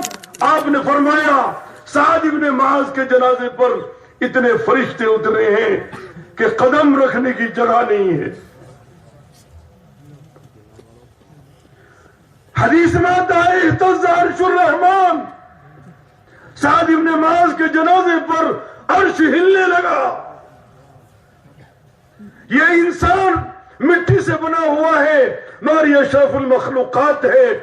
جب یہ دوستو بزرگوں صفات پیدا کر لے گا تو ملائکہ بھی خدمت کریں گے, ملائکہ تابعداری کریں گے. جنت میں ملائکہ استقبال کریں گے. جنت میں ملائکہ آپ کا بچھونا بچھائیں گے. ملائکہ نور سے بنے ہیں اور انسان مٹی سے بنا ہے. انسان کی کوئی قیمت نہیں ہے, اس کے اندر نجاست بھری ہوئی ہے. اس کا پیٹ پھاڑ دو گندگی باہر آئے گی اور انسان سے نفرت کرے گا. یہ مٹی سے بنا ہوا انسان, یہ دوستوں بزرگوں اتنا اندر سے ناپاک کہ اس کا پاخانے میں اتنی نفرت کہ جانور اگر گوبر کر دے اس میں بدبو نہیں ہے, جو انسان کی نجاست میں بدبو ہے. یہ ڈینگے مار رہا ہے, یہ زمین اور آسمان کے قلابے ملا رہا ہے, یہ نجس ہے, ناپاک ہے. اگر اس کے اندر ایمانی صفات بھر دی جائیں, اس کے اندر نبی کی صفات بھر دی جائیں تو یہ اشرف المخلوقات ہے. جیسے کیا ہے دوستو, ایک مٹکا ہے. آپ کے یہاں کیا بولتے ہیں؟ مٹکا, مٹکا ہے, وہ مٹی سے بنا ہے. ایک لات مارو رڑک جائے گا. مٹکے کے اندر بادشاہ نے جواہرات بھر دیے. کیا بھر دیے؟ جواہرات بھر دیے. ایک کمرے میں مٹکا رکھ دیا, فوج کے لوگوں کو لگایا, تالے لگائے. اس میں پوری بادشاہ کا خزانہ ہے مٹکے میں. فوج خدمت میں لگ رہی, مٹکا مٹی کا اس کی خدمت ہو رہی. ارے مٹی کے مٹکے کی خدمت نہیں ہو رہی, مٹی کے مٹکے میں جو جواہرات ہے اس کی خدمت ہو رہی. یہ انسان مٹی سے بنا, مٹی میں مل جائے گا. انسان کی کوئی قیمت نہیں. انسان کے اندر جو صفات ہیں انبیاء علیہ السلام والی, میرے دوست بزرگوں, اس کی قیمت ہے. ایمان اس کے اندر آئے گا تو یہ قیمتی بنے گا. اس زمین پر جب تک بھی یاد رکھنا ایک ایمان والا رہے گا, حدیث میں آتا ہے قیامت نہیں آئے گی. ایمان کی اتنی بڑی قیمت ہے. یہ مٹی کا پتلا اگر ایمان کی صفت داخل کر لے گا تو کائنات کا وجود اس کی برکت سے ہے، ورنہ اللہ زمین و آسمان کے نظام کو توڑ پھوڑ دیں گے۔ یہ دنیا باقی نہیں رہے گی، یہ سورج نہیں نکلے گا، یہ چاند نہیں نکلے گا، یہ ستارے نہیں جگمگائیں گے۔ ایک ایمان والا جب تک زمین پر ہے چلے گا نظام، ورنہ یہ نظام نہیں چلے گا۔ اپنی قیمت کو پہچانو، تمہاری قیمت چیزوں سے نہیں ہے، خدا کی قسم چیزیں تو فنا ہونے کے لیے ہے، انسان کی قیمت چیزوں سے نہیں ہے، انسان کی قیمت صفات سے ہے۔ ان الذين آمنوا وعملوا الصالحات كانت لهم جنات الفردوس نزلا، جنت الفردوس میں ان کا ٹھکانہ ہوگا جو ایمان اور اعمال والے ہیں۔ ما لا عین رأت ولا اذن سمعت ولا خطر على قلب بشر، نہ آنکھوں نے دیکھا نہ دل میں خیال آیا۔ ایسی جنت عرضها كعرض السماء والارض، آسمان و زمینوں سے زیادہ اس کی چوڑائی۔ ہمارے نبی صلی اللہ علیہ وسلم معراج میں جنت دیکھ کر گئے ہیں۔ خدا کی قسم آج ایمان والے کو جنت کا شوق نہیں ہے اور جہنم کا خوف نہیں ہے۔ اگر جنت کا شوق اور جہنم کا خوف دل میں آ جائے گا تو پھر نماز نہیں چھوڑے گا۔ ہماری قیمت چیزوں سے نہیں ہے، چیزیں فرمایا کہ اس دنیا کی قیمت اللہ کے نزدیک مچھر کے پر کے برابر نہیں ہے۔ ہم اپنے اسپنج کے گندوں سے قیمتی نہیں بنیں گے، ہم محلات سے قیمتی نہیں بنیں گے، ہماری عورتیں سونے اور چاندی کے زیورات پہن کر قیمتی نہیں بنیں گی۔ یہ مٹی سے بنی ہوئی چیزیں ہیں۔ ایمانی صفات سے، نبوت والی صفات سے انسان قیمتی بنے گا۔ جیسے دوستو مٹی کا مٹکا اندر جواہرات تو فوج حفاظت میں ہے، اور جب جواہرات نکال لیے جاتے ہیں مٹکے سے تو مٹکے کو لات مارتا ہے بادشاہ بھی اور فوج بھی، اس کی کوئی قیمت نہیں ہوتی۔ آج ساری دنیا اس مٹی کے انسان کو لات مار رہی ہے چونکہ یہ صفات سے عاری اور خالی ہے۔ خدا کی قسم حضور صلی اللہ علیہ وسلم کی یہ امت دعوت کے ذریعے سے نبوی صفات داخل کر لے گی تو دوستو دنیا والے تو دنیا والے، دوستو فرشتے بھی تمہاری خدمت کریں گے۔ جبرائیل تمہارے سامنے لاشے، میکائیل تمہارے سامنے لاشے، اسرافیل تمہارے سامنے لاشے ہیں۔ یہ بڑے بڑے چار فرشتے میرے دوستو بزرگوں تمہارے خادم ہیں، تم سے افضل نہیں ہیں، یہ انسان افضل ہے، مٹی کا بنا ہوا اس لیے افضل نہیں ہے۔ صفات انبیاء علیہ السلام کی مطلوبہ حمیدہ، اس کی وجہ سے انسان اشرف المخلوقات ہے۔ میرے دوستو بزرگوں اخلاق بناؤ، صفات پیدا کرو، معاملات ٹھیک کرو۔ مسلمان چوری نہیں کرتا، مسلمان جھوٹ نہیں بولتا، مسلمان خیانت نہیں کرتا، مسلمان کسی کی دھی بیٹی پر ڈاکہ نہیں ڈالتا۔ یہ صفات پیدا کر لو گے ساری دنیا تمہاری غلامی کرے گی۔ اور اگر ان صفات سے خالی ہو، خدا پاک کی قسم ملک اور مال تمہاری حفاظت کے لیے کافی نہیں ہے۔ ملک اور مال تو بڑے بڑوں کے پاس تھا، ملک اور مال والے غارت ہوئے، برباد ہوئے، ان کی داستان بربادی کی اللہ نے قرآن میں بیان کی۔ چیزوں سے حفاظت نہیں ہوگی، چیزوں سے حفاظت نہیں ہوگی۔ ملک اور مال ہماری حفاظت کا گارنٹر نہیں ہے، حکومتیں ہماری حفاظت کی گارنٹر نہیں ہے۔ احکم الحاکمین اللہ اگر حفاظت پر آ جائے گا تو موسیٰ علیہ السلام کو فرعون کے دربار میں رکھ کر پلوا دے گا۔ ارے پلوایا نہیں پلوایا بولو، اللہ تعالیٰ قادر مطلق ہے۔ اے ایمان والو دین کی طرف رجوع کرو اور اپنی ذمہ داریوں کو سمجھو۔ ہماری سب سے بڑی ذمہ داری دعوت اللہ کی محنت ہے، کیونکہ دین کی محنت سے دین باقی رہے گا، اور دین کی محنت سے دینی صفات ہمارے اندر پیدا ہوں گی اور ہمارے اخلاق سدھریں گے، ہمارے معاملات ٹھیک ہوں گے اور ہماری زندگی نمونہ بنے گی، اور حضور صلی اللہ علیہ وسلم کی پہچان دوستو ہمارے ذریعے سے ہوگی اس زمین پر کہ محمدی ہیں۔ یہ محمدی ہیں، یہ محمدی ہیں، یہ رشوت نہیں لیتے، یہ خیانت نہیں کرتے، یہ ظلم نہیں کرتے۔ میرے دوستو، ہمارا تعارف یہ تھا، آج ہمارا تعارف بدل گیا۔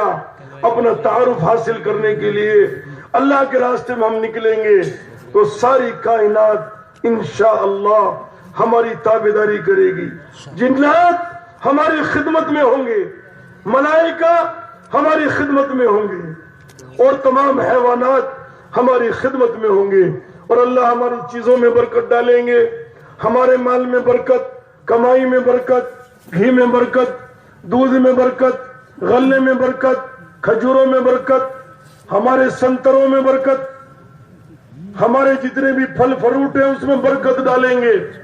اگر ایمان والے وَلَوْ أَنَّ أَهْلَ الْقُرَىٰ آمَنُوا وَاتَّقُوا لَفَتَحْنَا عَلَيْهِمْ بَرَكَاتٍ، برکتوں کے دروازے کھول دیں گے۔ کریں گے انشاءاللہ، کریں گے، برکتیں آئیں گی۔ آج کمائی یہ ہے، برکت نہیں ہے، مال ہے، برکت نہیں ہے۔ میرے دوستوں بزرگوں، ہماری زندگیوں میں برکت نہیں، کمائیوں میں برکت نہیں، چیزوں میں برکت نہیں۔ صفات آئیں گی، برکتیں آئیں گی، صفات آئیں گی محنت سے۔